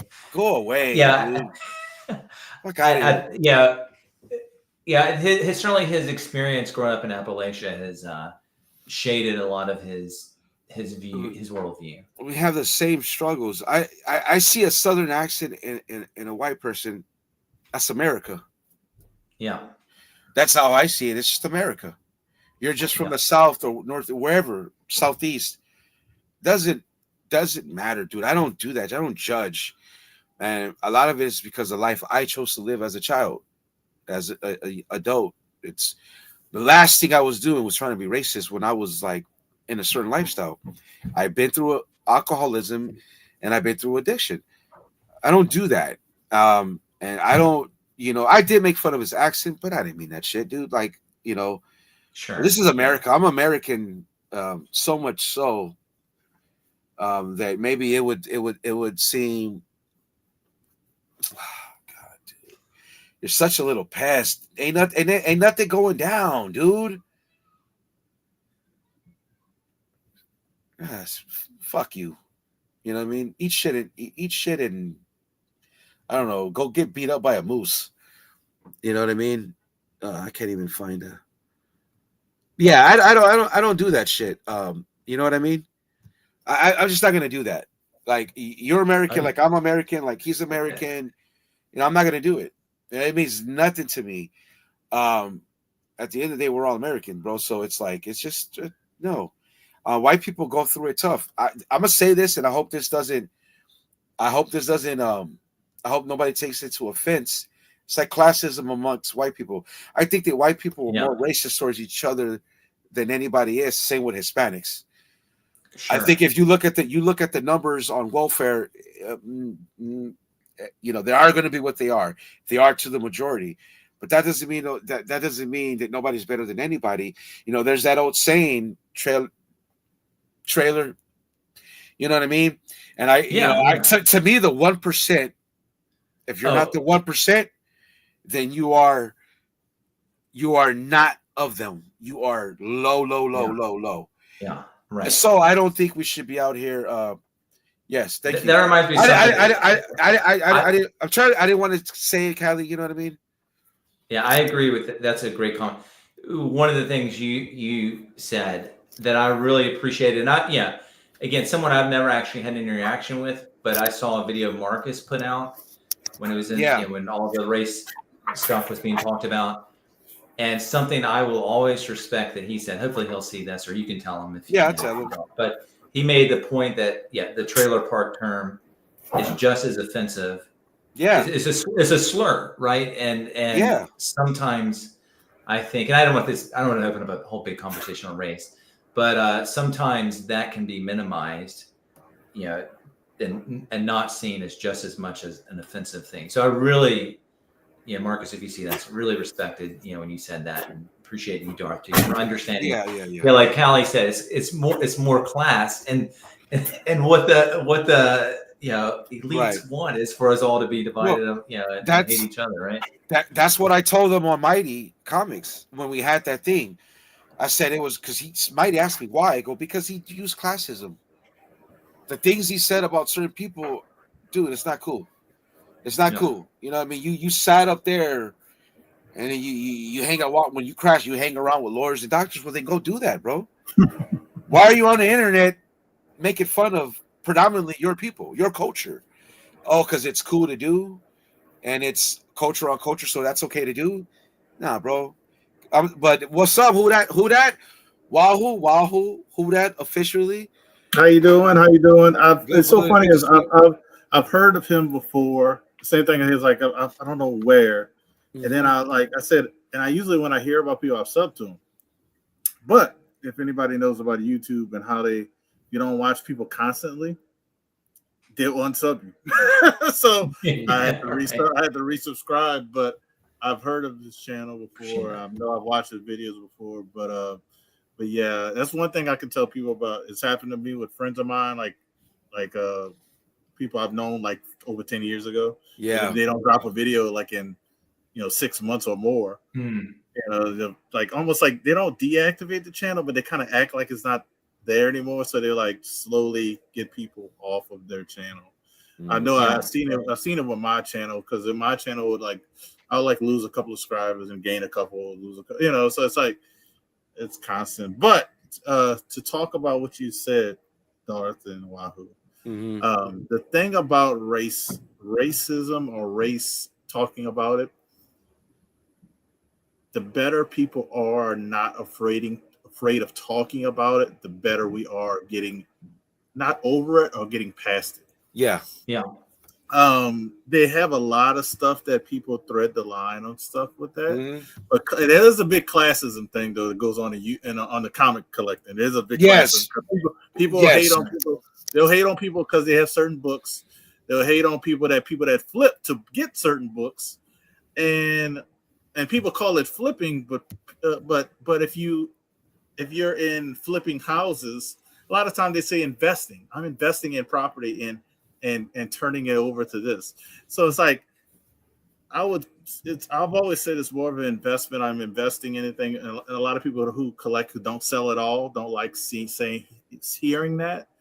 But if you're buying something, you're investing your money or your time into it. So you are investing in it. Just because you don't sell it doesn't mean it's not an investment.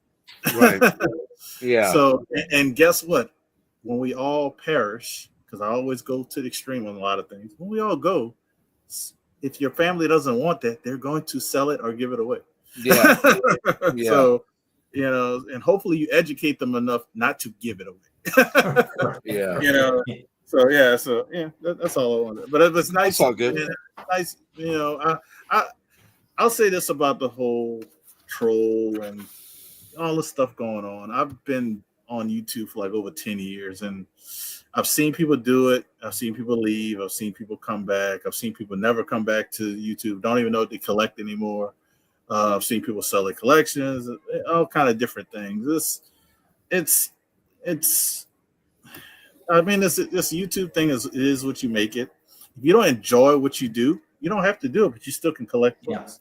Instagram, I found out going to Heroes Con, I met more people who I've known a long time and were very cool with. And I wish I would have took more pictures with the Instagram people, but I didn't, because I was just so happy to meet them that I've known for a lot longer than the YouTube people. And but I would say I don't even know what I'm saying, but don't let the stuff bother you, dog. No. You know what? I don't think you know what I mean. I'm not talking about bother you like mentally. Eventually things pass by, move on. I might get trolled for this, give you advice. But I was trolled a long time ago, but it's Niobe is actually an okay guy. I wish it wasn't like that, but it is what it is in certain aspects. It's collect. All you do is collect your way. If you don't like somebody's channel, you don't like what they collect, you don't have to watch them. There's tons of YouTube channels. There's tons of things. And it doesn't have to bother you, So I might get a lot of grief with saying all this BS, but it doesn't. I 100% agree. You know why it doesn't matter? Because everybody has a life to live. Yeah, we have things to deal with. When this goes off, I got to worry about my family. I got to worry about waking up the next day. Yeah, I got to worry about making it to work, making it home. So this is lightweight. This is lightweight.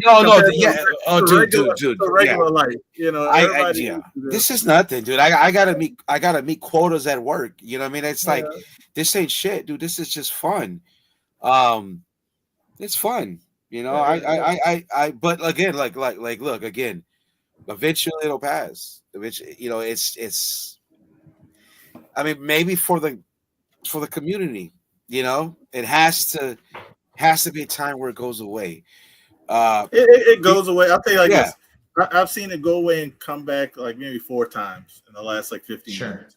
Yeah. And more times than not, you'll have a few people that stay alone, and then a few people that just give up or get tired of it. And not saying that they lost, they could have won the battle, but you could have, because this. I know, and you know what? I'm thank you for coming on, because I am getting to the point where it's like, dude, what happened with Biggie and like the dudes like Niobe, who are as more putrid and negative than I'll ever be, just keep hovering around, and it's like, dude, just go away. Like, and with those guys, you mentioned their name, it's like, oh shit, I don't get mentioned, but even if I did, I wouldn't care. It's like that's serious, right? So it's like I'm getting to the point where maybe it's best for the community. If there's anything I could do for the community, it's just kind of like stop with the battle. But they deserve it. Let's just be fucking fair and be 100% honest. Sticky deserve anybody who trolled them, and so did fucking this fucking piece of shit and Razor, man. Let's just be real. Let's just be real. You know what I mean? So, I mean, I don't know. It's getting to that point. Right now, I'm still defending champ. I still want to fight a little bit verbally, of course. And then when the time comes, it's like, you know, and then I'll go do comic book content that nobody will watch, but it'll be so wholesome. You know what I mean? And Niobe, and not Niobe, but I don't know why I saw the thing pop up. Yeah. He's persistent, dude. Like go away, bro. Like get out of here. Like, we gotta go. I'm like looking at the chat and it popped up, and it's like that wasn't even supposed to come out. But what I say, people who who think I do, Callie, I do. You gotta how to say this, but if you worry about a lot of stuff that people say that are not true. And just watch a few watch Instagram reels, TikToks, YouTube videos of people just going about their day being accused of something, getting the police called on them, have to videotape because they don't know what's going to happen if that happens. And I've seen a lot of different races, not saying black, it's just black, but I've seen black, white, male, female. If you want to see, like, that's real life. Happening in instance. They had a guy who was actually bird watching. He ended up getting rich after the incident in New York Central Park. The lady's walking a dog. He tells her you need a leash. This is like the most famous one. This is like before the word Karen. This is before the word Karen. This is way back then. So he's bird watching. He has a book about different birds. She's walking a dog without a leash. He tells her something. She proceeds to get upset and gets on the phone, call the police on him. He has to record.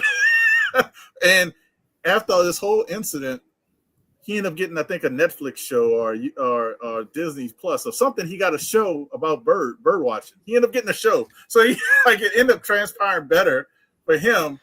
But like, that's somebody, if he didn't think about what to happen or argue, like we're doing, that we don't need to. Like, it could have been bad for that guy, So it's just, That's one of the great things about having cameras now. We all have a camera with us, obviously still bad things happen, but it always be ready to pull out your phone, you don't want to miss a moment. Yeah. More so for safety, not for even missing a moment. Just missing a moment against you. Yeah.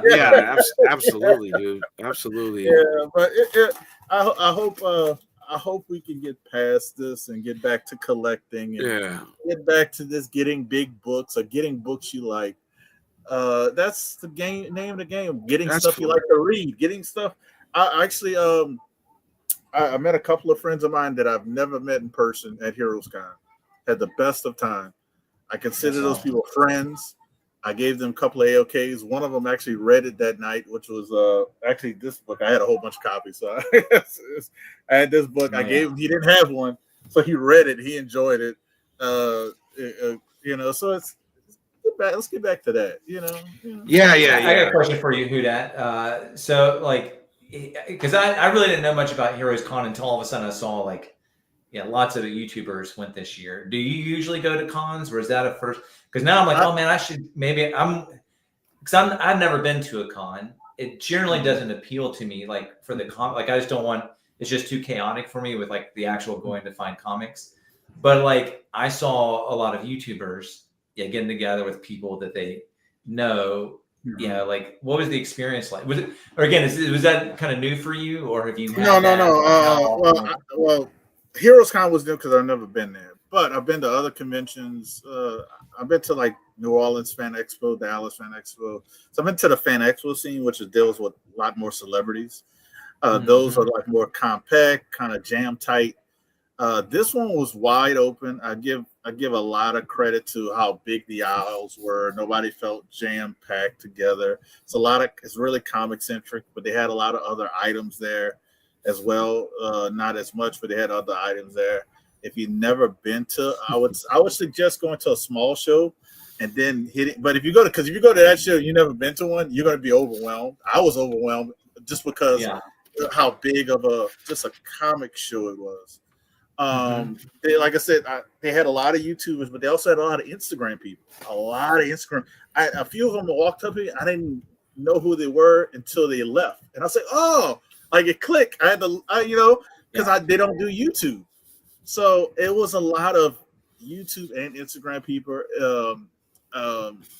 Very, I would say, semi-organized for schedules for artists. Air conditioning was great. The hotels in downtown was all that. So I will be going back, but I can't do that it's closer for you. So if I was where you live, I would go every year. Yeah, how far where's the I don't know how much you would say, but what state are you in? I'm in Louisiana.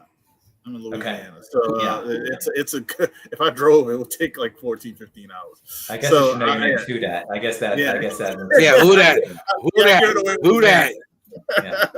Yeah, but yeah, it's one I would say definitely go to at least once if you want to see a lot of comics and artists. If you want to meet artists that you've never met or writers you've never met, or that's one of the cons.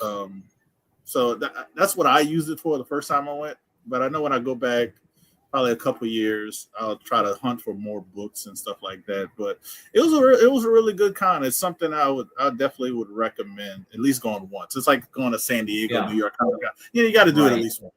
It's if you don't live close, it's not financially everybody's wheelhouse because everybody has different financial levels. So so for me, I brought my family because I try to keep my daughter involved with the stuff she likes. She likes to draw, so I just try to keep her. So it ended up being a family trip for me. So it's a different cost if you have a family.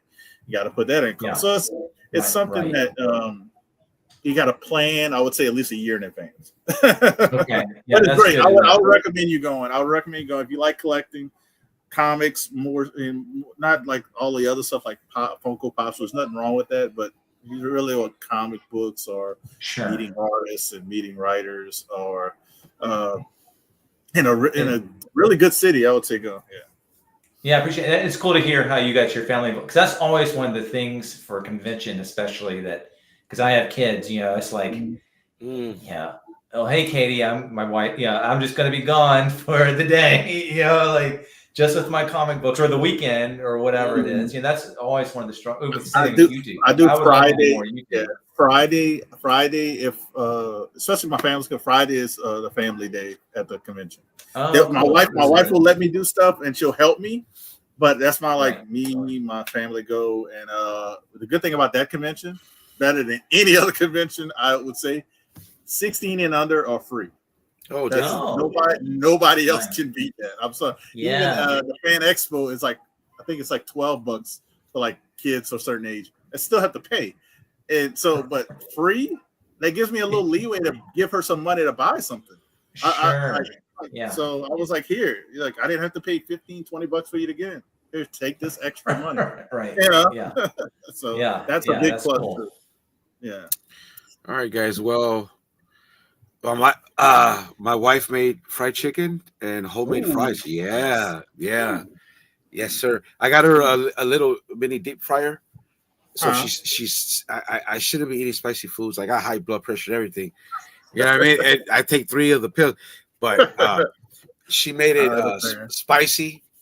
So, I haven't ate. So, but this was awesome, man. I appreciate it. You have one life to live. Oh yeah, bro. Enjoy it.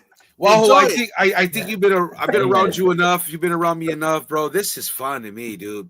Like, yeah, me too. Thanks. Look, let me just say, I've shared personal things. My childhood that I chose to live.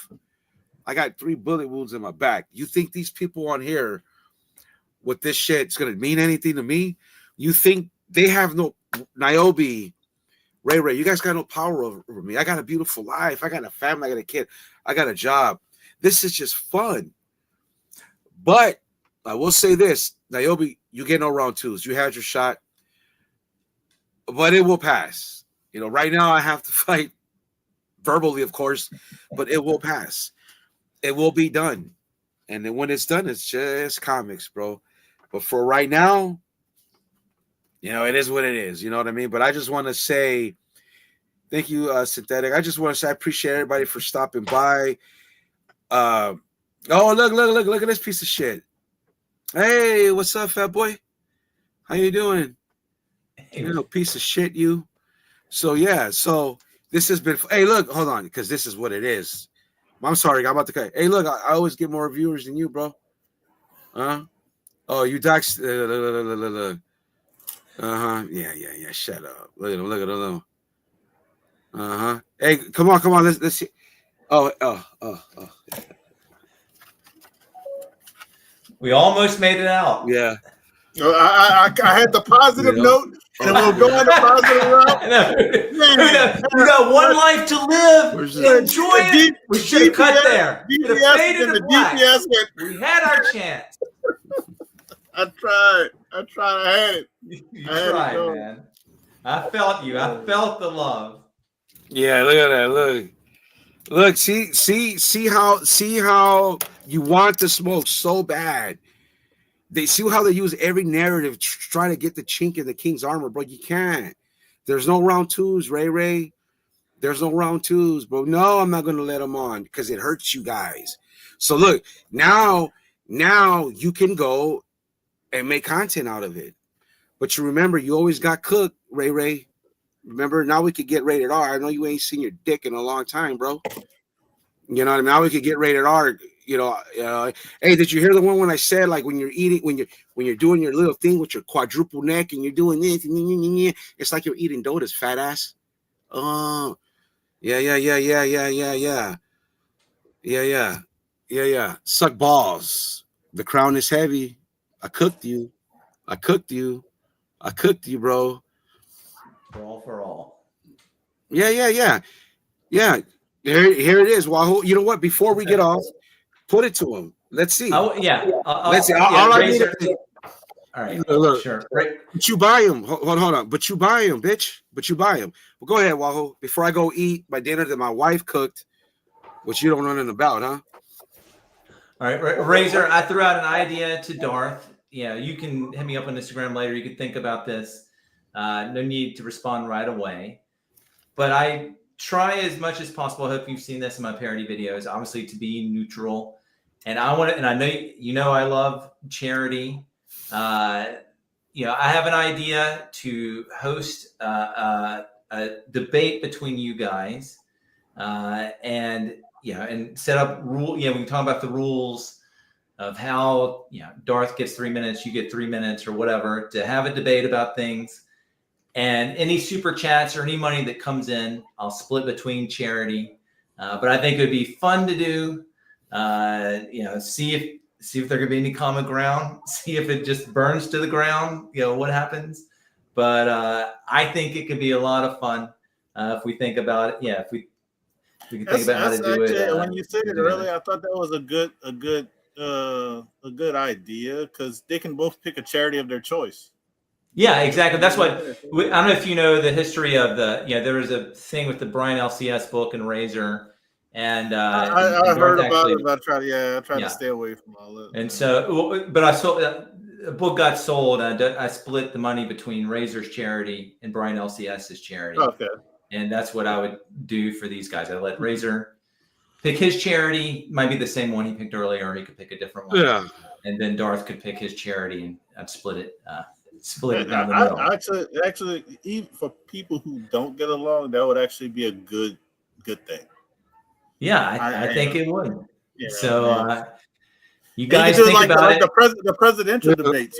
Right, exactly like that. So there's neutral territory. Give each person time. There's we set some rules beforehand. We can talk about it. How to do it. That's fair, but Yeah. where Hey, it's not Darth just controlling everything on his channel or Razor controlling right. everything on his Why channel. prove Down the middle. prove it? Why you always keep saying that? Here's the thing, Ray. Here's the thing, Ray. You're sad. You're obese. You've had 3 liposuctions and you're still eating yourself to death. You're a piece of shit. They buy subs and views because you're not accepted. You shit on all the people that try to accept you. You're just like a sad piece of shit, bro. You're like worthless. You live at home by yourself. You're obese. You get no pussy, and you eat yourself to death at night. And you've cried on stream 3 times like a little bitch. You put on this persona like you're hard, fool, but you're not, homie. And I know it hurts you, bro, that you see me and I do better than you, and you got to go out and buy shit to be relevant. You have to take shots at so many people to be relevant. You and Niobe got cooked. You got smoked. It's done. Niobe, you're getting no round 2s. You guys can create all the shit. Yeah, I'm a baller, bitch. I own a house. You live in a single apartment in Arizona. You know what I mean? So look, fuck you and go fuck yourself and go jump into an Arizona Bay and suck balls. I want you to know that. You could come in here and this don't mean nothing. This don't mean nothing, bro. You and Niobe could suck my dick. You both been defeated. You and Sticky, I'm the king. You don't like it. Oh, well. My life, now we can go low blow. You made fun of my buddy, right? You racist piece of shit. See, there's the thing with this guy. He calls out racism, and that's what he does. You took shot at people's wives. You're despicable. You're like scum. One thing One thing is true, Ray. You probably are the most hated. You and Niobe. That's how pathetic you are. The 2 most hated in the community, while I'm the people's champ, baby. And I know you hated that Sticky did that, which you should have never done. But I'm the king, and none of this phases me. Razor, you're so fat you can't even wipe your ass, fool. When was the last time you saw your pito, gordito?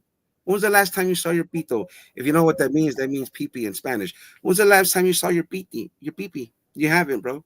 When was the last time you even knew what a woman smelled like? You fat troll. And remember why you doxed Sticky? Because they were making fun of your daughter. That's kind of why I really kind of defended that situation. But you doxed them. Keep reaching, creating fake accounts.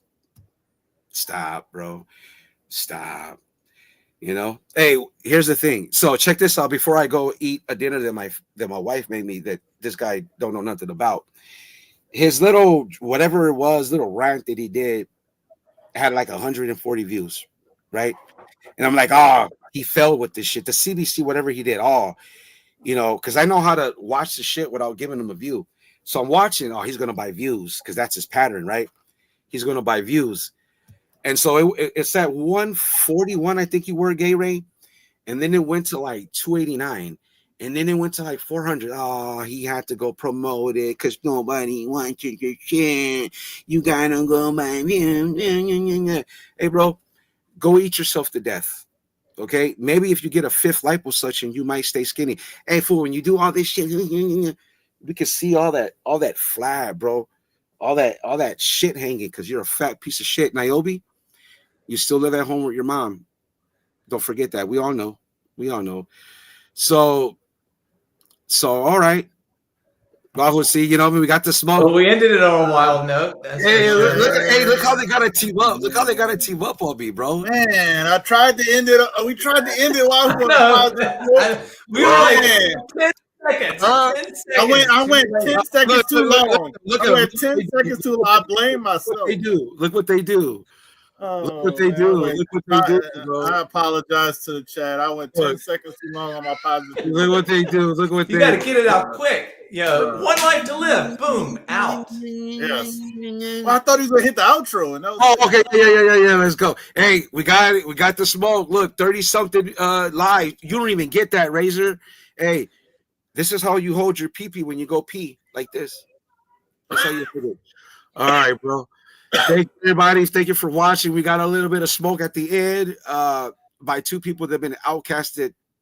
The King, hold on. The King, Razor, Niobe. It is what it is. Catch you later.